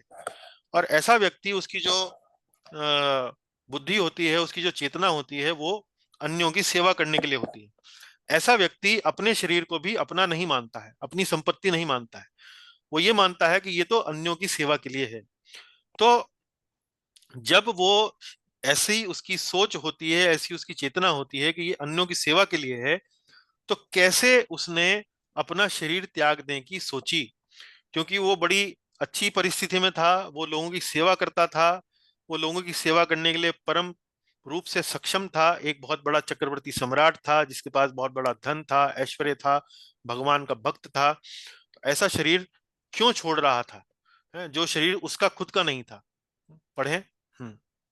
एक भक्त का शरीर भी अन्यों की सेवा के लिए ही होता है। अतः हम्म। महाराज परीक्षित युवावस्था में अपना शरीर क्यों त्यागना चाहते थे? हाँ, तो भक्त जो है वो अपने शरीर को भी त्यागना नहीं चाहता। वो कहता है जितना लंबा मेरा शरीर चले, ताकि मैं इससे अन्यों की अधिक से अधिक सेवा कर सकूं। पराश्रय है। पराश्रय है, अन्यों को आश्रय देने के लिए। हाँ, तो ये पराश्रय शब्द जो है वो परीक्षित महाराज की, हाँ, चरित्र को दर्शाने के लिए है कि वो अन्यों को आश्रय देने वाले व्यक्ति थे। आगे पढ़ें। अन्यों के लिए बने शरीर का त्याग अपनी इच्छा से कर देना उचित नहीं। एक बार सनातन गोस्वामी ने अपने शरीर का त्याग करने का मन बना लिया था, और ये समाचार जब चैतन्य महाप्रभु के पास पहुंचा, तो चैतन्य महाप्रभु ने सनातन गोस्वामी को डांटा। उन्होंने कहा कि ये शरीर तो तुम मुझे दे चुके हो, तो तुम मुझसे पूछे बिना इस शरीर को कैसे त्याग सकते हो? तो कुछ इसी प्रकार का भाव यहाँ पर परीक्षित महाराज के लिए आया है कि वे तो वास्तव में अन्यों के परोपकार के लिए ही कार्य किया करते थे। उनका शरीर भी जो था वो अन्यों के लिए ही था, तो कैसे उन्होंने इस शरीर को त्यागने का निर्णय कर लिया, ये प्रश्न पूछ रहे हैं। शिवाय लोकस्य अर्थात जगत का परम कल्याण दो प्रकार से, नंबर एक भवाय, नंबर दो भूतये। हाँ, देखिए यहाँ पर शिवाय लोकस्य भवाय भूतये। लोकस्य मतलब दुनिया के लोग, शिवाय मतलब उनका कल्याण, और भवाय और भूतये, तो उनका कल्याण किस प्रकार से? भवाय और भूतये। भवाय अर्थात, भवाय शब्द का क्या अर्थ है, पढ़े यहां से। भवाय शब्द का अर्थ है भौतिक जगत का त्याग कर, भौतिक जगत को त्याग कर भगवत धाम जाना। हाँ, भौतिक जगत को त्याग कर भगवत धाम जाना। तो महाराज परीक्षित वो समझते थे कि जीवन का वास्तव में वास्तविक उद्देश्य क्या है, परम उद्देश्य क्या है? वो है भगवान की सेवा में लगना और भगवत धाम जाना, इस जीवन के बाद भगवत धाम जाना। तो एक राजा के रूप में उनका कर्तव्य है, वो क्या देखते थे कि मुझे अपनी प्रजा का प्रशासन शासन इस प्रकार करना है कि ताकि प्रजा जो है वो भगवत धाम जाने के लिए प्रेरित हो, उस संदर्भ में, उस दिशा में अधिक से अधिक वो कार्य करे। तो भवाय, भवाय अर्थात अपनी जनता को, अपनी प्रजा को भौतिक जगत का त्याग करवा के उनको भगवत धाम पहुंचने के लिए, जाने के लिए प्रेरित करना, उस कार्य में उनको लगाना। तो ये शब्द है भवाय। और दूसरा शब्द क्या है? भूतये। तो ये तो ऊंचा आदर्श हो गया कि कैसे उनको ऊंचे आदर्शों कि हमें एक उसकी चेतना अपनी प्रजा में जगाएं ताकि वे उस आदर्श को प्राप्त करने के लिए कार्यवान बने, कार्यरत रहें। और दूसरा, जब वो इस भौतिक जगत में हैं तो उनका जो रहन है, उनका जो खान पान है, वो वास्तव में अच्छे से अच्छा हो, बढ़िया से बढ़िया हो, स्वास्थ्यवर्धक हो। तो भूतय शब्द का क्या अर्थ है, पढ़ें। भूतय शब्द का अर्थ है भौतिक जीवन में ऐश्वर्य हो, अर्थात आवश्यकता की सभी वस्तुएं, अन्न, दूध, फल, तरकारियां प्रचुर मात्रा में उपलब्ध हों। तो मेटीरियली भी, यानी कि भौतिक रूप से भी उनके जीवन में किसी प्रकार की कोई कमी ना हो, खाने पीने की, रहन सहन की कोई कमी ना हो। और ऐसे में अ, अच्छे से रहते हुए वे वास्तव में जीवन के वास्तविक उद्देश्य की ओर प्रयासरत बने। तो शिवाय लोकस्य भवाय भूतये। पढ़ें। राजा ईश्वर का प्रतिनिधि होता है, अतः उसका उद्देश्य भी ईश्वर के जैसा ही होना चाहिए। तो ये जो पंक्ति है ये प्रभुपाद जी के तात्पर्य से ली गई है। उसमें बताया है कि राजा ईश्वर का प्रतिनिधि होता है। जैसे कि भगवत गीता में भी भगवान कहते हैं कि नरों में मैं नरदेव हूँ, राजा हूँ, मनुष्यों में मैं राजा हूँ। तो देश का जो प्रधानमंत्री है, राष्ट्रपति है, उसे वास्तव में भगवान के प्रतिनिधि के रूप में ही हमें देखना चाहिए। तो राजा ईश्वर का प्रतिनिधि होता है, अतः उसका उद्देश्य भी ईश्वर के जैसा ही होना चाहिए। और ईश्वर का उद्देश्य क्या है? ईश्वर का उद्देश्य है कि मैं अपनी लीलाओं के द्वारा, मैं अपनी कथाओं के द्वारा, जन्म कर्मचा में दिव्यम एवं यो वेति तत्वतः। है? तो जब जैसे व्यक्ति जो है मेरा जन्म और कर्म की दिव्यता के बारे में जानेंगे तो वे इस जन्म में या इस जगत में पुनः जन्म लेने की इच्छा को त्याग देंगे और वे वापस वास्तव में मेरे पास ही आएंगे। तो ये ईश्वर का उद्देश्य है, इसी उद्देश्य से वे अवतार लेते हैं। तो राजा चूंकि ईश्वर का प्रतिनिधि है तो उसका उद्देश्य भी ईश्वर के जैसा ही होना चाहिए। और ऐसा ही उद्देश्य किसका था? परीक्षित महाराज का था। तो यहाँ प्रश्न किस बारे में पूछा जा रहा है? प्रश्न ये पूछा जा रहा है कि परीक्षित महाराज जो अपने शरीर को दूसरों का सेवा के लिए उसका मानते थे, तो उन्होंने अपने शरीर का त्याग करने का निर्णय कैसे कर लिया, ये वो पूछना चाह रहे हैं।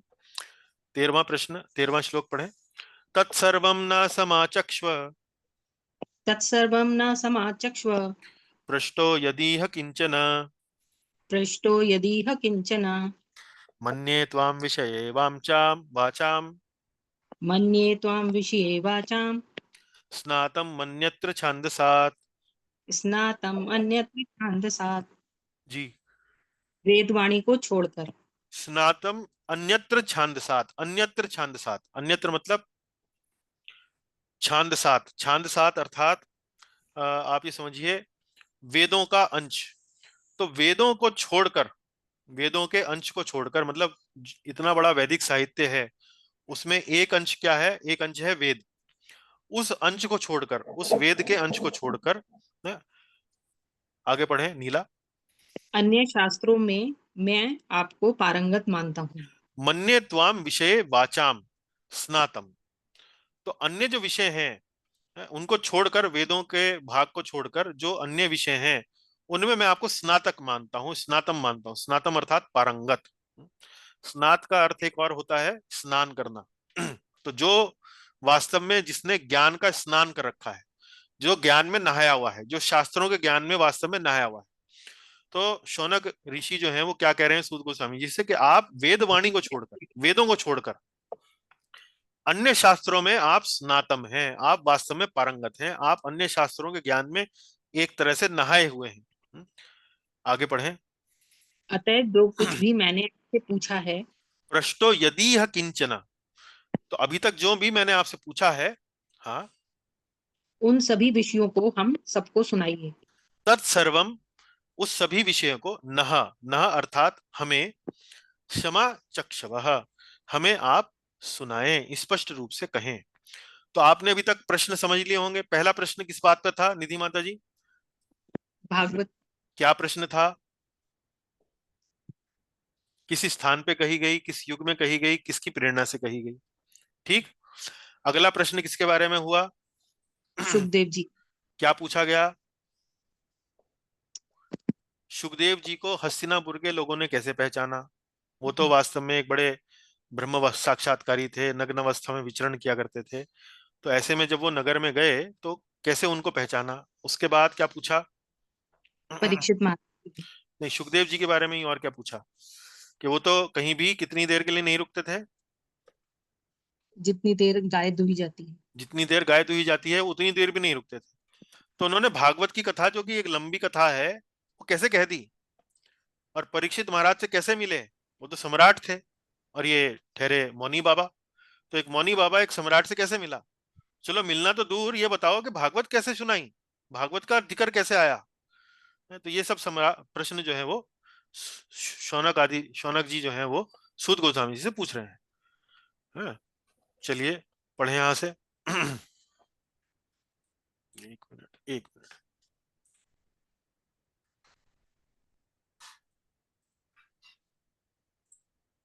हम्म, पढ़े माता जी। श्रातम वाचाम, पूर्ण हम्म, रूप से पारंगत। हाँ, स्नातम है ये, आधा सा और ना। स्नातम जैसे स्नातक होता है ना, ग्रेजुएट बोलते हैं।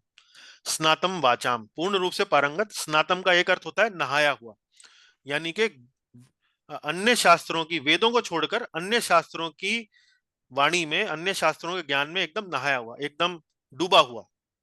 हाँ। अन्यत्र छांदसात, हम्म। वैदिक विषयों को छोड़कर। अन्यत्र छांदसात, तो वेदों को छोड़कर, जैसे ऋग्वेद, यजुर्वेद, सामवेद, इन सभी वेदों को छोड़कर आपने बाकी सब जो ग्रंथ हैं बिल्कुल आप पारंगत हैं, ऐसे हैं जैसे आप नहाए हुए हैं। ऐसा क्यों? तो सूत गोस्वामी जी जो हैं वो वेदों को क्यों नहीं पढ़ पाए, उसका कारण पढ़े, पहला पढ़े बिंदु। ऐसा इसलिए क्योंकि सूत गोस्वामी त्रैवर्णिक ब्राह्मण, क्षत्रिय, वैश्य को छोड़कर शूद्र वर्ण के थे। हाँ, तो सूत गोस्वामी जो थे वो ना तो ब्राह्मण थे, ना क्षत्रिय थे, ना वैश्य थे, वो शूद्र वर्ण के थे। और शूद्रों को वैदिक सभ्यता में वेदों के अध्ययन की अनुमति नहीं थी, तो इसलिए उन्होंने वेदों को नहीं पढ़ा। आगे पढ़े। शूद्रों को वेद अध्ययन का अधिकार नहीं होता है। आगे पढ़े। वेद अध्ययन में शब्दों का क्रम तथा शब्दों के उच्चारण का बहुत महत्व है। अतः उच्चारण करने के लिए बहुत अभ्यास की आवश्यकता होती है। हाँ, अब यहाँ पर वेदों का और पुराणों का अंतर समझाया गया है। तो वेदों में वास्तव में दो मुख्य आवश्यकताएं हैं जिनको पूरा करना ही होता है, उनके बिना वेदों का अध्ययन संपूर्ण नहीं माना जाता है। पहले आवश्यकता क्या है? कि जो शब्दों का क्रम है, एक शब्द के बाद दूसरा, दूसरे के बाद तीसरा, जिस क्रम में आता है उसको बदला नहीं जा सकता, आगे पीछे नहीं किया जा सकता। और दूसरी बात क्या है? वेदों के जो उच्चारण होते हैं उसमें भी यदि आप उच्चारण का जो टोन है, जो उसका जो लय है, यदि आप उसको बदल देते हैं, एक तो मैं बोलता हूं अच्छा, एक मैं बोलता हूं अच्छा, तो आपने देखा इसमें भाव जो है वो बदल दिए गए हैं। इसी प्रकार से वैदिक मंत्रों का यदि उच्चारण करते हैं समय, उसमें यदि भाव इस प्रकार से, यदि जो टोन है वो बदल दी जाए, तो उसमें अर्थ भी बदल जाता है। शब्द वही रहता है, लेकिन अगर दूसरे तरीके से उसका उच्चारण किया जाए तो उसका अर्थ बदल जाता है। तो इसमें उच्चारण का भी बहुत महत्व है और इसमें उनके शब्दों का क्रम का भी बहुत महत्व है। तो इसलिए वेदों का अध्ययन जो है वो वास्तव में सिर्फ ब्राह्मण, क्षत्रिय और वैश्य समाज के लोगों तक ही सीमित था। अन्य समाज के जो अन्य लोग थे उनको वेदों का अध्ययन करने की अनुमति नहीं थी। लेकिन वेदों के अलावा जो अन्य जो ग्रंथ हैं, जैसे पुराण और इतिहास, पुराण कौन से हो गए? 18 पुराण हैं। इतिहास कौन से हो गए? जैसे रामायण हो गए, महाभारत हो गए। उनमें ना तो कोई क्रम का कोई ऐसा बंधन है, ना ही कोई शब्दों के उच्चारण का बंधन है। लेकिन जो वेदों का जो सार है, आपने भी थोड़ी देर पहले पढ़ा श्रीमद् भागवत के बारे में, सर्व वेद इतिहासानाम सारम सारम उपाधृतम। उनका सार जो है वो क्या है? वो श्रीमद् भागवत है। लेकिन श्रीमद् भागवत सार होने के अलावा उसमें एक विशेषता ये भी है, इतिहास और पुराण में एक विशेषता ये भी है कि कोई भी समाज का व्यक्ति इनका अध्ययन कर सकता है। तो इसीलिए यहाँ पर सूत गोस्वामी के लिए शौनक जी कहते हैं कि वेद वाणी को छोड़कर आपने बाकी सभी शास्त्र जो हैं वो उनमें पारंगत हो गए हैं। तो कृपया करके आप हमें श्रीमद् भागवत का वर्णन करें। अच्छा, यहां पर एक भावना व्यक्त होने की संभावना ये है कि सूत गोस्वामी जी ये वेदों का अध्ययन नहीं कर सकते थे, लेकिन उन्होंने श्रीमद् भागवत का अध्ययन करने की उनको अनुमति थी, है, इतिहासों का अध्ययन करने की उनको अनुमति थी। तो यहाँ पर हमारे मन में ये भाव आ सकता है कि चूंकि सूत गोस्वामी जी को वेदों का अध्ययन करने की अनुमति नहीं थी, किंतु भागवत और पुराणों का या महाभारत का अध्ययन करने की अनुमति थी, तो क्या श्रीमद् भागवत वेदों से निकृष्ट ग्रंथ है, वेदों से एक नीचे के स्तर का ग्रंथ है, एक तुच्छ ग्रंथ है, वेदों से कम इसकी महत्व है? ऐसा नहीं है। पढ़ें, यहां से पढ़ें। अतः पुराण एवं इतिहास के उच्चारण में यह बंधन नहीं है। हाँ, यहां से पढ़ें। अतः अतः, ऐसा विचार नहीं करना चाहिए कि भागवत पुराण वेदों की तुलना में कमतर है। हाँ, तो भागवत पुराण में वो जो बाध्यताएं हैं वो नहीं है, इसके अध्ययन करने में वो बाध्यताएं नहीं है। वेदों में अध्ययन करने में बाध्यताएं हैं, लेकिन भागवत का जो पुराण है वो वेदों का और इतिहासों का क्या है, सार है, सार है। तो यदि आप नहीं पढ़ते हैं, इतिहास यदि आप नहीं पढ़ते हैं, केवल भागवत पुराण ही यदि आप पढ़ लेते हैं, तो आपको वेदों का भी सार आपने समझ लिया, आपने इतिहासों का भी सार आपने समझ लिया। पढ़े यहां पर। मार्कंडेय श्रुति में उल्लेख आता है, सारे वेद, ऋगु, साम, यजुर, अथर्व, उपनिषद, पुराण, इतिहास सभी परम पुरुष के श्वास से उद्भूत हाँ, हैं। सभी उनके परम पुरुष के श्वास से आते हैं, सभी एक ही जगह से आते हैं। तो ऐसा नहीं सोचना चाहिए कि महाभारत जो है या श्रीमद् भागवत जो है वो एक कम महत्व का ग्रंथ है, ऐसा बिल्कुल भी नहीं सोचना चाहिए। वेदों का ही जितना इनका महत्व है, और साथ ही साथ एक फैसिलिटी भी है, एक उपयोगिता भी है कि भाई वेदों को तो पढ़ने के लिए एक योग्यता चाहिए, भागवत को पढ़ने के लिए, महाभारत को पढ़ने के लिए ऐसी किसी भी योग्यता की आवश्यकता नहीं है। आगे एक उदाहरण देकर समझाया गया है। भागवत हरि नाम के समान, वेद मंत्र उच्चारण के समान। हाँ, तो जैसे मंत्रों का उच्चारण करने के लिए एक योग्यता की आवश्यकता है, जैसे गायत्री मंत्र का उच्चारण करने के लिए ब्राह्मण होना आवश्यक है, ब्राह्मण पद की योग्यता आपके अंदर होनी चाहिए है, लेकिन भगवान का नाम लेने के लिए ऐसी कोई बाध्यता नहीं है, भगवान का नाम तो कोई भी ले सकता है। तो उसी तरह से श्रीमद् भागवत भी है, भागवत का उच्चारण भी, भागवत का पठन भी, अध्ययन भी कोई भी कर सकता है, लेकिन वेदों का अध्ययन पठन करने के लिए आपको वास्तव में एक ऊंचे धरातल पर होना चाहिए, उसके लिए प्रशिक्षण की भी आवश्यकता है। उसके लिए वास्तव में आपको जो उच्चारण करना है वो बड़े एक विशेष ढंग से जिस प्रकार होता है उसी प्रकार से आप कर सकते हैं, उसमें शब्दों का क्रम भी आप नहीं बदल सकते। हाँ जी, पढ़ें। सभी वर्ग के लोग वेदों के इस परिपक्व फल का आस्वादन करने के अधिकारी हैं। हाँ, कोई भी ऐसा व्यक्ति नहीं है समाज का जो ये समझे कि भाई, या जो ये इस बात से डरे कि श्रीमद् भागवत का अध्ययन वो सिर्फ इसलिए नहीं कर सकता क्योंकि वो एक विशेष वर्ण का है या एक विशेष समाज से आता है, ऐसा नहीं। समस्त मानव जाति के कल्याण के लिए श्रीमद् भागवत का ग्रंथ हमारे सामने उपलब्ध है, इसका लाभ कोई भी ले सकता है।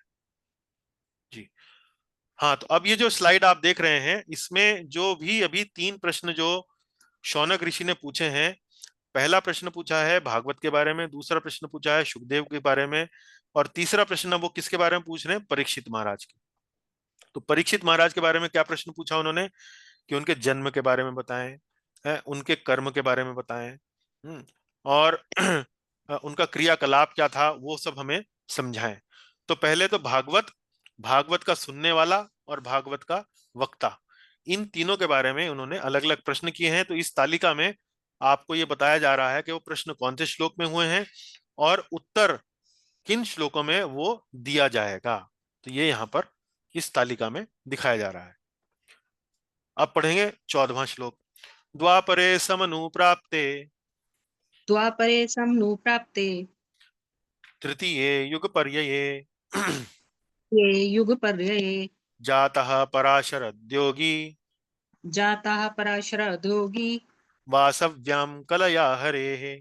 वासव्यां कलया हरेः। हाँ, तो भागवत पुराण के बारे में प्रश्न क्या था, निधि माता जी थोड़ा याद दिलाएं। श्रीमद् भागवत की कथा किस युग में हुई, किस स्थान पर हुई, और किस किसकी प्रेरणा से हुई? याद आया? जी। है ना? तो अब ये जो श्लोक है ये उसी संबंध में बोला जा रहा है? पढ़े लाल वाला। इस वर्तमान चतुर्युगी के तीसरे युग द्वापर में। हाँ, द्वापरे समनु प्राप्ते तृतीय युग पर्यये। इस वर्तमान चतुर्युगी के तीसरे युग द्वापर में। तो ये कब हुई? ये कथा हुई द्वापर युग में। इसके बारे में थोड़ा एक अर्थ और निकलता है प्रथम पंक्ति के बारे में, हम अगली स्लाइड में देखेंगे। जातः, और किसने कही? जातः पराशरद्योगी वासव्याम कलयाहरे। वासव्याम, वासव्याम अर्थात एक वसु की पुत्री के गर्भ से इनका जन्म हुआ। वसु की पुत्री, वसु की पुत्री वासव्याम यानी के सत्यवती। इनकी माता का नाम, व्यासदेव जी की माता का नाम सत्यवती था। और सत्यवती जो थी वो एक वसु की पुत्री थी। वसु बोलते हैं मछुआरे को। एक वसु की पुत्री थी, और उस वसु की पुत्री के गर्भ से इनका जन्म हुआ, व्यासदेव जी का। जातः, जातः अर्थात प्रकट होना। पराशर, पराशर योगी, पराशर योगी, जो पराशर मुनि थे, जो योगी थे, उनसे। और वासव्याम यानी के एक मछुआरे की पुत्री जिसका नाम सत्यवती था, उसके गर्भ से इनका जन्म हुआ, यानी कि ये प्रकट हुए। और वास्तव में ये कौन थे? कलया हरे है। कलया हरे अर्थात ये वास्तव में भगवान के कलावतार थे। कलावतार मतलब अंश अवतार। उनकी कुछ ही गुण जो थे भगवान के इनके अंदर दिखाए गए, अंश अवतार थे, कला अवतार। चलिए अब हम श्लोक का एक एक करके पंक्ति पढ़ेंगे। जी पढ़ें पहली पंक्ति। किस युग में और किस स्थान पर भागवत पुराण की कथा कही गई? हम्म तो हमने तीसरे श्लोक में देखा, कस्मिन युगे प्रवृत्तेयम स्थाने व केन हेतुना। किस युग में, कस्मिन युगे प्रवृत्तेयम स्थाने, किसी स्थान पर, व केन हेतुना, किसी स्थान पर, किस युग में, और किसके हेतु से, किस कारण से, किसके प्रेरणा से ये कथा जो है वो कही गई। हाँ जी। इन प्रश्नों का उत्तर देते हुए शील व्यासदेव के जन्म की अति लघु कथा यहाँ कही जा रही है। हाँ तो ये चूंकि बताना है उन्हें, तो यहाँ थोड़ा सा भूमिका बना रहे हैं, व्यास देव जी के जन्म के बारे में थोड़ा सा बता रहे हैं कि व्यास देव जी के पिता का नाम क्या था? पराशर मुनि। उनकी माता का नाम क्या था? वासव्यम अर्थात सत्यवती, अर्थात मछुआरे की पुत्री। उनके गर्भ से उनका जन्म हुआ। आगे पढ़ें।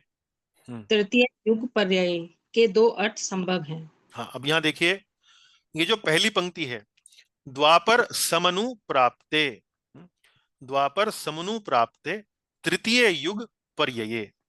तो द्वापर कौन सा युग है? तीसरा युग है। पहला सत्य युग, दूसरा त्रेता युग, तीसरा द्वापर युग, चौथा कलयुग। तो द्वापर के आरंभ होने पर, द्वापर युग के आविर्भाव होने पर तृतीय युग पर्यये, तृतीय युग पर्यये, इसका एक अर्थ यह भी निकलता है कि द्वापर युग जो तीसरा युग है उसके आरंभ होने पर ये जो है कथा जो है ये व्यास देव जी का जन्म हुआ। लेकिन इसका एक अर्थ और निकलता है, द्वापर युग के आरंभ होने पर तृतीय युग पर्यये। युग पर्यये अर्थात, युग पर्यये अर्थात होता है संधि काल में। द्वापर युग तथा त्रेता युग का जब अति व्यापन हो रहा था, अति व्यापन का अर्थ क्या होता है? Overlap, overlap. जैसे जब द्वापर युग हो चुका, तो कुछ भाग जो द्वापर युग का था वास्तव में वो त्रेता युग के अंतर्गत आता था। तो एक त्रेता युग में और द्वापर युग में एक प्रकार का अति व्यापन था। अति व्यापन मतलब ओवरलैप है। इसी प्रकार से द्वापर युग का कलयुग के साथ भी अति व्यापन था, यानी कि ओवरलैप था। तो द्वापर युग का कुछ भाग जो था वो कलयुग में था, या यूं कहें कि कलयुग का कुछ भाग जो था द्वापर युग के अंत में था। तो इस प्रकार से एक युग के आप तीन भाग देख सकते हैं। आरंभ में जब वो पिछले युग के साथ उसका अति व्यापन होता है, ओवरलैप होता है, और बीच का हिस्सा, और फिर अंत का हिस्सा जब वो अगले युग के साथ उसका ओवरलैप होता है। तो तृतीय युग पर्यये, तृतीय युग पर्यये मतलब तीसरा जो उसका जो ओवरलैप था, अति व्यापन जो था, उसकी बात हो रही है। तो द्वापर युग में आरंभ में, बीच में और अंत में है। तो जब कलयुग आरंभ हुआ और द्वापर युग का समापन होने वाला था, ऐसे समय में है व्यास देव जी का जन्म हुआ। पढ़ें एक एक करके। यहां पढ़ें तीसरा बिंदु। तृतीय युग पर्याय के दो अर्थ संभव हैं। हम्म वर्तमान चतुर्युग के तीसरे युग अर्थात द्वापर में। तो एक अर्थ तो ये होगा तृतीय युग अर्थात पहला युग सत्य युग, दूसरा युग त्रेता युग, तीसरा युग द्वापर युग। तो तृतीय युग पर्याय का एक अर्थ हो गया द्वापर युग, सिंपल। तो ये इस प्रकार का अनुवाद श्रीधर स्वामी ने किया है, लेकिन प्रभुपाद जी ने और हमारे विश्वनाथ चक्रवर्ती ठाकुर ने इसका अनुवाद दूसरे प्रकार से किया है।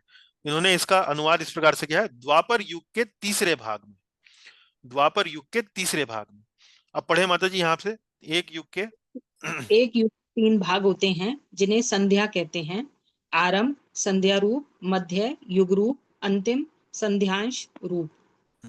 तो जैसे मैंने आपको बताया, जैसे द्वापर युग को अगर आप देखें या तो द्वापर युग के तीन भाग आप पढ़ लें। पहला भाग जब वो द्वापर युग आरंभ हुआ तो उसका कुछ भाग जो था पिछले युग में पड़ा, ओवरलैप पीरियड त्रेता युग के साथ, तो वो पहला भाग हुआ। तो आरंभ उसको बोलते हैं संध्या रूप। उसके बाद फिर द्वापर युग चला, मध्य उसको बोलते हैं युग रूप। उसके बाद फिर अंतिम, जब द्वापर युग समापन की ओर था तो कलयुग थोड़ा सा आरंभ हुआ, यानी कि द्वापर में और कलयुग में थोड़ा सा अति व्यापन है, यानी कि ओवरलैप है, उसको बोलते हैं संध्यांश रूप। तो व्यास देव जी का जो जन्म था वो संध्यांश द्वापर युग के तीसरे भाग में हुआ, यानी कि संध्यांश रूप भाग में उनका जन्म हुआ। पढ़ें। यह वैवस्वत मनु के शासन काल में हुआ 28वां युग चक्र। हाँ, वैवस्वत मनु के शासन काल में हुआ।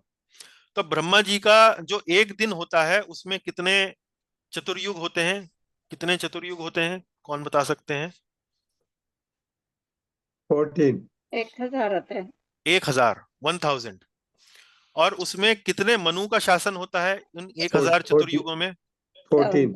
14। 14। 14 मनुओं का शासन होता है। तो अभी जो किस मनु का शासन चल रहा है? 7वें मनु का, यानी कि वैवस्वत मनु का शासन काल चल रहा है।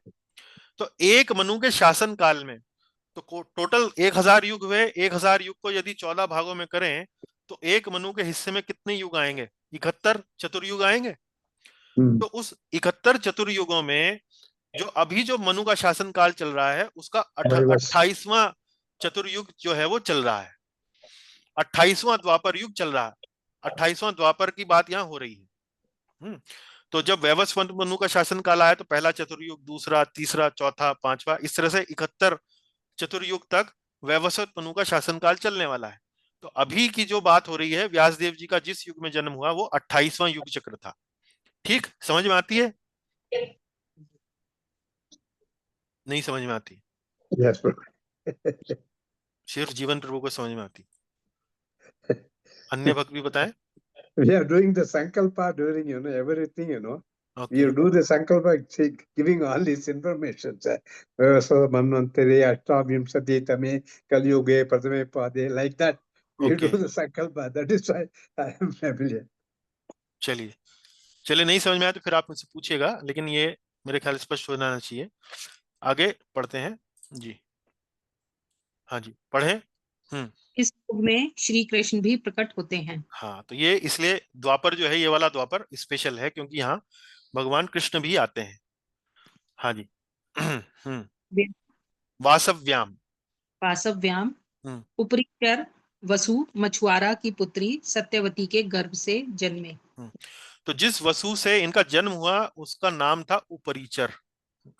उपरिचर वसु एक मछुआरा, उनकी पुत्री जो थी वो सत्यवती थी, उनके गर्भ से व्यास देव जी का जन्म हुआ। कृष्ण द्वैपायन व्यास। श्री कृष्ण द्वैपायन। व्यास जो है वास्तव में एक उपाधि है। इसका मतलब होता है कि बांटने वाला, डिवीजन करने वाला। तो इन्होंने वेदों को इसको 4 भागों में इनका संकलन किया, इसलिए इनको व्यास कहा गया है। इनके जो पिता हैं पराशर, ये भी व्यास थे, लेकिन ये 26वें युग चक्र में इनका जन्म हुआ था। तो उस चक्र में जब ये आए थे तो पराशर मुनि ने ये कार्य किया था, वेदों का ये जो संकलन था, उसका बांटने का कार्य उस युग में पराशर मुनि ने किया था। चलिए 15वां पढ़ें। स कदाचित सरस्वत्या स कदाचित् सरस्वत्या उपस्पृश्य जलम शुचिः उपस् उप उपस्पृश्य जलं शुचिः विविक्ता एक आसीन विविक्त एक आसीन उदिते रविमंडले। उदिते रविमंडले। हाँ, अब ये उसके बारे में बता रहे हैं कि व्यासदेव जी का जन्म हुआ, उसके सब युग, स्थान, युग तो बता दिया उन्होंने किस युग में हुआ, और अब स्थान बता रहे हैं। है तो व्यासदेव जी का जन्म का मतलब जहां ये भागवत की जो कथा का जो इतिहास है वो कहाँ से आरंभ हुआ, किस स्थान से आरंभ हुआ, उसकी चर्चा हो रही है। पढ़ें एक बार लाल वाला। एक बार में सरस्वती नदी के पवित्र जल में स्नान आदि करके हरे वाला ही पढ़ लें।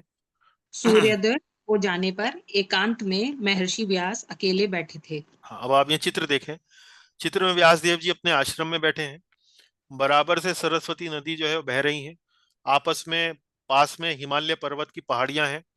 तो यहाँ पर एकांत में महर्षि व्यास एक दिन स्नान करने के बाद सरस्वती नदी के पवित्र जल में आराम से वहां बैठे हुए थे। अब पढ़ें, ये दोनों बिंदु पढ़ें माता जी। हाँ। सरस्वती नदी हिमालय पर्वत के बद्रिकाश्रम क्षेत्र में बहती है। तो हिमालय पर्वत में वहां बद्रिकाश्रम क्षेत्र है, वहां से सरस्वती नदी बहती है। तो ये जो स्थान की जो बात हो रही है, ये इससे हम श्लोक से अंदाजा लगा सकते हैं कि बद्रिकाश्रम में रहा होगा ये स्नान। वेद व्यास जी का जो आश्रम है ये बद्रिकाश्रम में रहा होगा। परावर यज्ञ सा ऋषि परावज्य स ऋषि कालेन व्यक्तरमहसा कालेन व्यक्तरमहसा युग धर्म व्यतिकरम प्राप्तम युग धर्म व्यतिकरम व्याप्तम भुवि युग धर्मम व्यतिकरम युग धर्म व्यतिकरम प्राप्तम भुवि युगे युगे। प्राप्तम भुवि युगे युगे। पढ़े माता जी, पूरा ही पढ़ डालें। महर्षि भूत और भविष्य को जानते थे, उनकी दृष्टि अचूक थी। हम्म। उन्होंने देखा कि पृथ्वी पर प्रत्येक युग में युग धर्म समय के प्रभाव के कारण नष्ट हो चुके हैं। परावर यज्ञ स ऋषि, तो ये परावर यज्ञ महत्वपूर्ण शब्द है इसमें। परावर मतलब भूतकाल में भी देख सकते थे और भविष्य काल में भी देख सकते थे। चूंकि वे भूतकाल में देख सकते थे तो वो वास्तव में ये सब जानते थे कि कहाँ से ब्रह्मांड की उत्पत्ति हुई, कौन परम सत्य है। पीछे भी देख सकते थे, आगे भी देख सकते थे। वो जान सकते थे कि कलयुग में आने वाली जो मानवता है उसकी चरित्र क्या होगा, उसके लक्षण क्या होंगे। तो महर्षि भूत और भविष्य जानते थे। उन्होंने देखा कि पृथ्वी पर प्रत्येक युग में युग धर्म नष्ट हो चुके हैं। युग धर्म व्यतिकरम प्राप्तम भुवि युगे युगे। तो युग धर्म का जो भाव था वो नष्ट हो चुका है। ब्राह्मण जो था वो क्षत्रिय का कार्य कर रहा है, ब्राह्मण जो है वो वैश्य का कार्य कर रहा है, या वैश्य जो है वो ब्राह्मण का कार्य कर रहा है। तो इस प्रकार से इस युग में, कलयुग में लोगों को ये नहीं मालूम है कौन सा कार्य, कौन सा कर्तव्य किसको करना चाहिए। और ऐसा क्यों हुआ? काले न अव्यक्त रमहसा, समय के प्रभाव के कारण। तो समय का एक नाम क्या है? काल। काल मतलब जो नष्ट करता है, और समय का जो एक चरित्र है वो ये है कि ये नष्ट करता है। कोई भी वस्तु यदि आप समय के ऊपर छोड़ दें तो एक दिन उसका नष्ट होना अवश्यम भावी है, वो बचने वाली नहीं, समय के साथ साथ नष्ट होगी। इसी प्रकार से जो ज्ञान है, जो धर्म का ज्ञान है, जो इस प्रकार का जो जानकारी है, वो भी यदि उसको संभाल के ना रखा जाए, उसको बार बार दोहराया ना जाए, तो वो भी समय के प्रभाव से नष्ट हो जाती है। तो जैसे हम मान लीजिए कोई परीक्षा देने वाले हैं और हमने 10 दिन पहले कोई विषय को स्मरण किया है, तो 10 दिन का अगर हम अंतराल छोड़ देंगे तो वो जो हमने स्मरण किया वो हम थोड़ा भूल जाते हैं।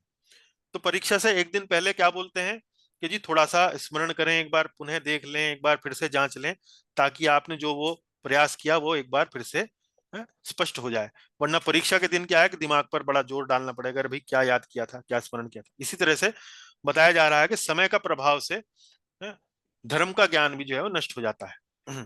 पढ़े माता जी, परावर यज्ञ। परावरज्ञ भूत भविष्य के बारे में जानने वाला।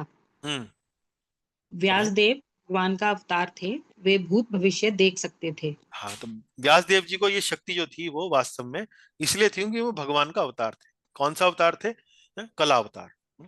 आगे पढ़े। युग धर्म व्यतिकरम। युग व्यतिक्रम, धर्म के बारे में स्पष्टता का समाप्त होना। हम्म। एक वर्ण दूसरे वर्ण का कार्य करने लगता है। हाँ, एक वर्ण दूसरे वर्ण का कार्य करने लगता है। अब मान लीजिए कोई आदमी वैश्य स्वभाव का है और वो ब्राह्मण का कार्य करने लगे। ब्राह्मण का कार्य क्या है? ब्राह्मण का कार्य है शिक्षा देना। ब्राह्मण जब शिक्षा देता है तो वो धन नहीं लेता है, बड़े निष्काम भाव से वो शिक्षा देता है, किसी भी धन की, किसी भी संपत्ति की आशा किए बिना। लेकिन वैश्य जो है उसका मूल स्वभाव क्या है? धन संपत्ति अर्ज करना। तो यदि वैश्य जो है वो शिक्षा को का वितरण करेगा, तो कैसे वितरण करेगा कि भाई शिक्षा तो मैं दूंगा लेकिन बराबर बदले में मुझे कुछ धन चाहिए। तो वो जो शिक्षा देने का जो कार्य है वो भी एक तरह से कमर्शलाइज हो जाएगा।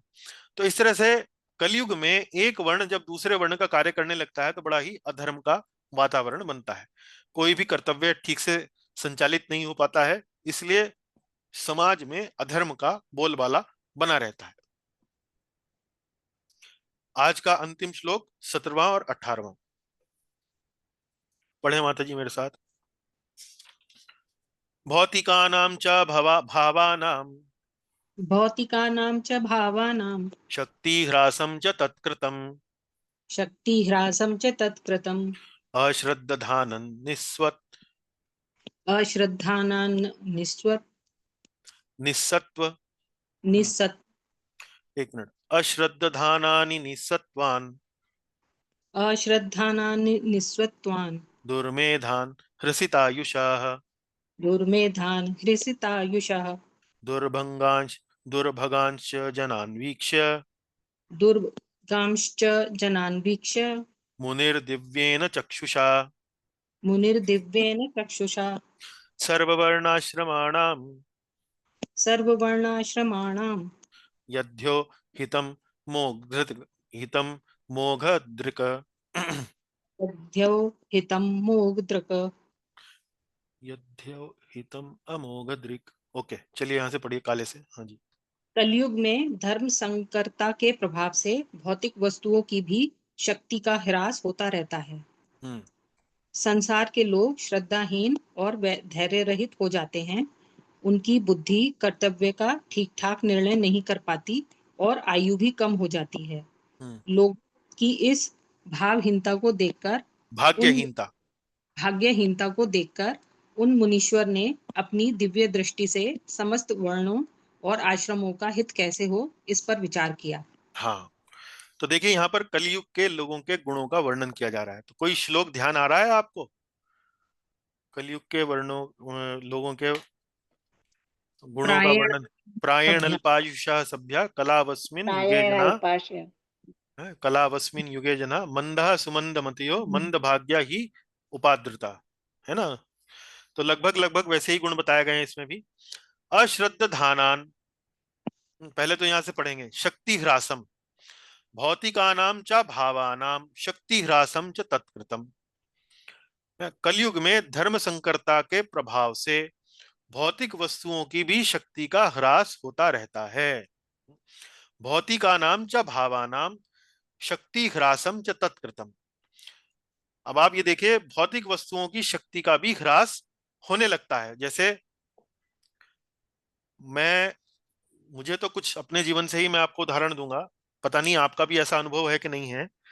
जब मैं बहुत छोटा था या बाल्यकाल में, हमारी जो दादी जी थी वो मटर छीला करती थी, और मटर के दाने हम पास में बैठ के बच्चे जब खेला करते थे उनके पास, तो थोड़ा मटर के दाने हम उठाकर मुंह में डाल लिया करते थे।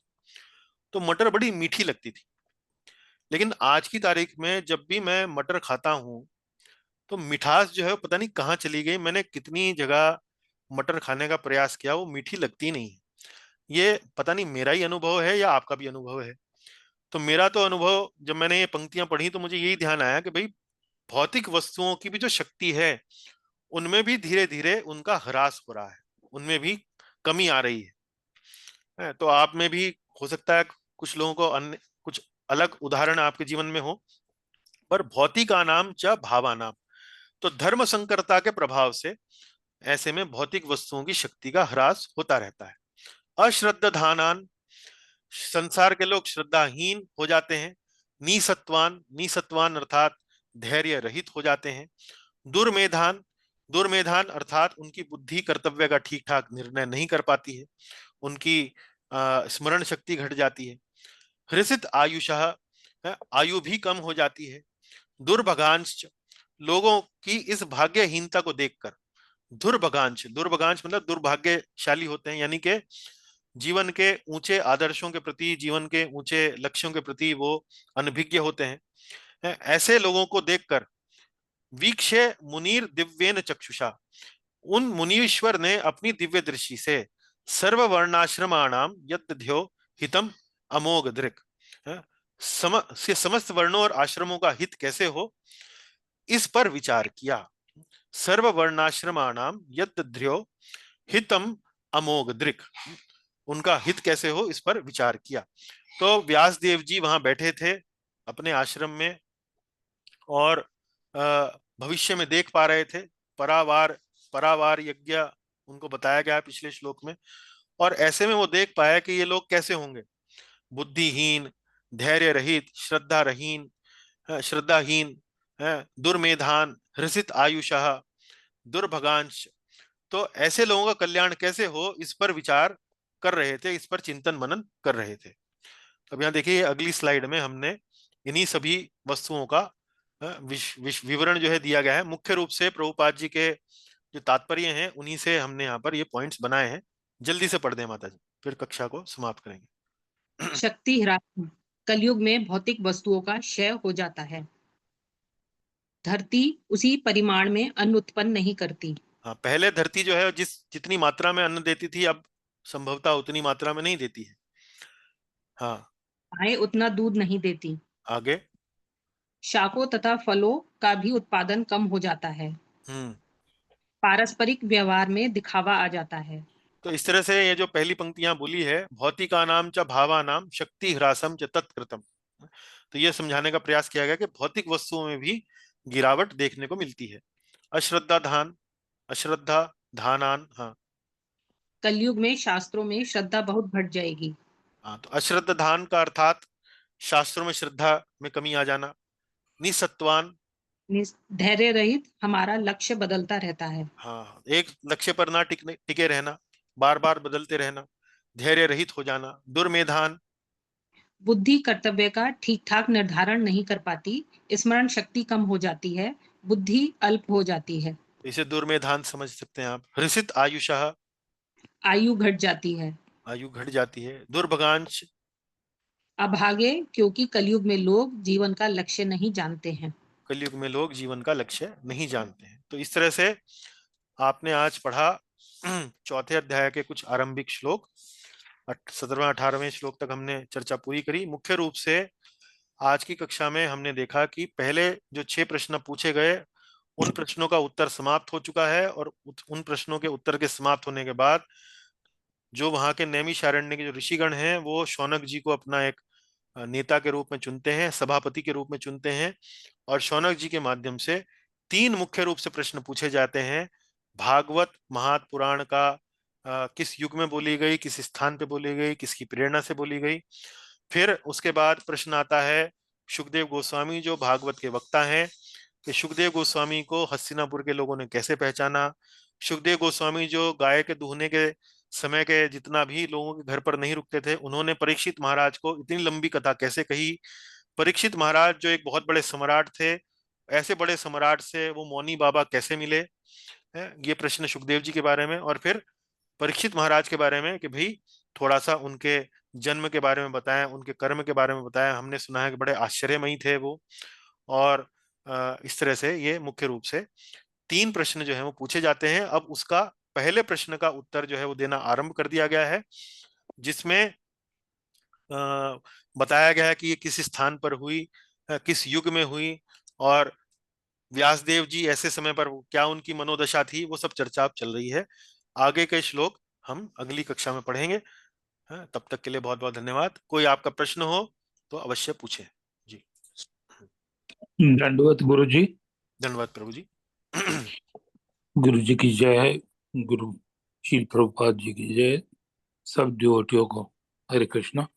गुरु जी, एक मन में शंका है कि जी भीष्म पितामह भी मछुआरे की वाइफ जिसका नाम सरस्वती था उनके पुत्र थे, नहीं और व्यास जी भी को भी वही दिया गया है। नहीं, भीष्म पितामह तो गंगा देवी के पुत्र थे। गंगा, उनकी गंगा माता का पुत्र नाम थे तो ना वो। गंगा था। गंगा, हम्म। ये वो गंगा पुत्र थे वो। मछुआर। हाँ हाँ। गंगा पुत्र भीष्म, हाँ महाभारत जी में हाँ। बार बार सुना होगा ना आपने, गंगा पुत्र जी भीष्म। जी जी जी जी हम्म। जी जी। हाँ नहीं, शांतनु, ऊपर सरस्वती भी है कुछ उनका कुछ। मैं फिर अगली बार पूछ अगली लूंगा। बार पूछेगा जी, हाँ जी थोड़ा। हाँ जी। जी दूसरा ये थोड़ा सा ये हर एक युग का जो उन्होंने डिवीजन किया है, हम्म। इसमें थोड़ा सा क्लैरिटी कर देंगे तो मेहरबानी होगी। जी बताएं। कि हर युग का ना उन्होंने तीन शुरू, भाग बताए हैं। मध्यम और अंतिम जो। हाँ, तीन भाग बताए हैं, जिसमें ये है कि थोड़ा ओवरलैप रहता है पिछले युग से। उसको हाँ हाँ। उस समय को संध्या बोलते हैं। जैसे ओ संध्या, जो संध्या ओवरलैप मतलब पीरियड है जो संध्या, संध्या होती है ना, संध्या का मतलब क्या है, दिन और रात के बीच का जो समय है। बीच। जी जी गुरु जी। ऐसे ही दो युगों के बीच का जो समय है उसको संध्या कहा जाता है। हाँ हाँ। तो पहले तो पिछले युग से संध्या, फिर अगले युग से संध्या, तो ये तो दो भाग तो ये ओके। हो गए। और बीच का भाग जहां कोई संध्या नहीं है उसको बीच का भाग जी। कहते हैं। ये है। मध्यम, हाँ जी, आरंभ मध्यम अंतिम, हाँ जी, ठीक है जी जी। तो ये ओवरलैप की नहीं मालूम था, ये जी अभी मालूम हुआ। जी थैंक यू वेरी मच गुरु जी। जी। धन्यवाद। हाँ, धन्यवाद जी। धन्यवाद। अन्य कोई प्रश्न? प्रभु जी हरे हरे कृष्णा प्रभु कृष्णा। जी, दंडवत प्रणाम। हाँ, हेमा जी पहले आप पूछें। हाँ जी, ममता जी पहले आप पूछें। हाँ जी। जी प्रभु जी, मैं ये पूछ रही थी, सत्यवती की शादी हस्तिनापुर में हुई थी, ये व्यासदेव जी का जन्म कब हुआ, इसका मुझे पता नहीं है। व्यास देव जी का जन्म जो है उनके विवाह से पूर्व हुआ था, अच्छा। पराशर मुनि के साथ। तो ये एक सत्यवती जो थी, एक मछुआरे की पुत्री थी। और किनारे पर ये पिताजी तो थे उनके, एक दिन भोजन कर रहे थे तो पराशर देव जो, पराशर मुनि जो थे वो एक किनारे से दूसरे किनारे पर जाना चाहते थे। तो इनके पिता जो थे वो व्यस्त थे, तो उन्होंने अपनी पुत्री को कहा कि आप इनको ले जाएं। तो जब वो अपनी पुत्री जो थी वो उनको तट के दूसरी ओर ले जा रही थी, तब पराशर मुनि जो कि भविष्य वक्ता, भविष्य को देख सकते थे, तो वो जानते थे, समय को समझते थे, तो वो जानते थे कि यदि इस समय इस स्त्री से कोई संतान होगी तो वो भगवान का अवतार होगी और वो विश्व के कल्याण के लिए कार्य करेगी। तो ऐसे समय में उन्होंने सत्यवती से आग्रह किया कि हम आपसे विवाह करना चाहते हैं और उससे संतान उत्पन्न करना चाहते हैं। उसी समय वहां पर फिर चारों ओर बड़ा एक उनकी शक्ति के कारण बड़ा अंधेरा हो गया, और ऐसे में संतान जो है वो व्यास देव जी का वहां पर जन्म हुआ। और वो जन्म जो था वो वास्तव में एक द्वीप पर हुआ था, एक आइलैंड पर हुआ था। इसीलिए उनको द्वैपायन कहा जाता है। द्वैप, द्वैप अर्थात द्वीप से जहां जिनका जन्म हुआ, जहां वो द्वीप में जहां आए थे वो। तो कृष्ण इसलिए क्योंकि उस समय बड़ा अंधेरा था, तो श्री कृष्ण द्वैपायन, इसलिए उनका नाम पड़ा। व्यास तो एक प्रकार की उपाधि है जो उनके कार्य को बताती है कि उन्होंने चारों वेदों को विभाजन किया। जी। प्रभु जी ये सत्यवती का नाम मत्स्यगंधा था ना? मत्स्यगंधा, हाँ जी। क्योंकि इसकी भी एक पीछे कथा है, वो कथा मुझे पूरी तरह से ठीक से ध्यान नहीं है, लेकिन कुछ इस प्रकार था कि ये मछली के पेट से इनका जन्म हुआ था। एक मछुआरे ने एक मछली पकड़ी जिसमें इनका ये इनका जन्म हुआ था, और जब वो मछुआरे उस मछली को काटा गया तो उसमें से कन्या निकली। तो वो कन्या जो थी वो मत्स्यगंधा, इनके शरीर से जो थी वो मछली की गंध आया करती थी, इसलिए इनको मत्स्यगंधा कहा जाता है। लेकिन बड़ी रूपवान स्त्री थी, बड़ी सुंदर स्त्री थी, लेकिन बस ये शरीर से जो स्मेल थी वो मछली की स्मेल थी। अब वो कैसा लगता होगा वो मुझे मालूम नहीं है। मैं कल्पना ही कर सकता हूँ। जी। बाद में शांतनु से शादी हुई थी उनकी। शांतनु जी से इनका विवाह हुआ था, जी। और फिर इनके पिताजी ने ये उनसे वचन लिया था कि भाई आपका पुत्र जो भीष्म है वो, पितामह से। हाँ, वो राज्य नहीं स्वीकार करेंगे, यदि वो ऐसा होता है तो फिर हम आपकी शादी कर सकते हैं, विवाह कर सकते हैं। तो तब उन्होंने भीष्म पितामह ने प्रतिज्ञा करी थी, वो भीष्म प्रतिज्ञा के नाम से विख्यात है। जी, धन्यवाद। धन्यवाद। दंडवत गुरु जी। दंडवत जी। ये मैं कमेंट करना था जी। कि फलों का तो वाकई मैं over a period of time, क्योंकि मैं यूपी से हूँ तो ओरिजिनली तो वहाँ भी बहुत फर्क पड़ गया फलों के स्वाद में, शेप में, उनके टेक्सचर में। स्पेशली आमों का मालूम है मेरे को, और पपीते का, और मैं कुछ ये वाटरमेलन का भी आगे से काफी स्वाद में फर्क है। जी जी, चलिए। तो ये तो उसका एटमॉस्फेयर का इफेक्ट है उनके ऊपर। चलिए, युग का प्रभाव है। युग का प्रभाव है जी। थैंक यू गुरु जी। जय गुरु जी। हरे कृष्णा प्रभु जी। लेकिन मैं तो यूएस में देखे, वहां तो फलों का और सब्जियों का बहुत अच्छा स्वाद है जो हमारे यहाँ नहीं है। वो क्लाइमेट के हिसाब से, जल उसकी वजह से क्या है? देखिए, वहां पर हो सकता है रिलेटिवली कुछ फर्क हो, मतलब वहां पर और अच्छा स्वाद रहा हो आज से 50 वर्ष पूर्व। हाँ, मटर में प्रभु जी इतना स्वाद है, इतनी मीठी मटर। यहाँ तो जैसे कोई सेब ले लो, गेहूं के आटे की रोटी देखो, इतना स्वादिष्ट है जो कि यहाँ तो अजीब सी लगती है। अच्छा, चलिए। तो यूएस से अभी कलयुग के प्रभाव से थोड़ा दूर रहा होगा, हो नहीं, सकता है। वहाँ मुझे ऐसा लगता है प्रभु जी, पेस्टिसाइड और जो है फर्टिलाइजर का कम यूज होता है आजकल बोलते हैं ना जी, ऑर्गेनिक फार्मिंग बोलते हैं ना। जी जी जी। तो हो सकता है आपने ऑर्गेनिक वेजिटेबल्स खाए हो। जी जी जी। तो उसी का, और पानी बहुत अच्छा है, वहाँ का पानी का प्रभाव होगा। जी, हो सकता है। चलिए, अन्य कोई प्रश्न, अन्य कोई टिप्पणी? चलिए, यदि कोई प्रश्न टिप्पणी नहीं है तो फिर यहीं विश्राम देंगे, अगली कक्षा में फिर उपस्थित हों, आगे की चर्चा बढ़ाएंगे। तब तक के लिए बहुत बहुत धन्यवाद। हरे कृष्ण। थैंक यू प्रभु जी। हरे कृष्णा। हरे कृष्ण। धन्यवाद, प्रणाम। धन्यवाद। हरे कृष्ण। हरे कृष्ण। हरे कृष्ण। हरे कृष्ण। हरे कृष्ण। सभी डिवोटीज को भी हरे कृष्ण, गुरु जी को भी हरे कृष्ण।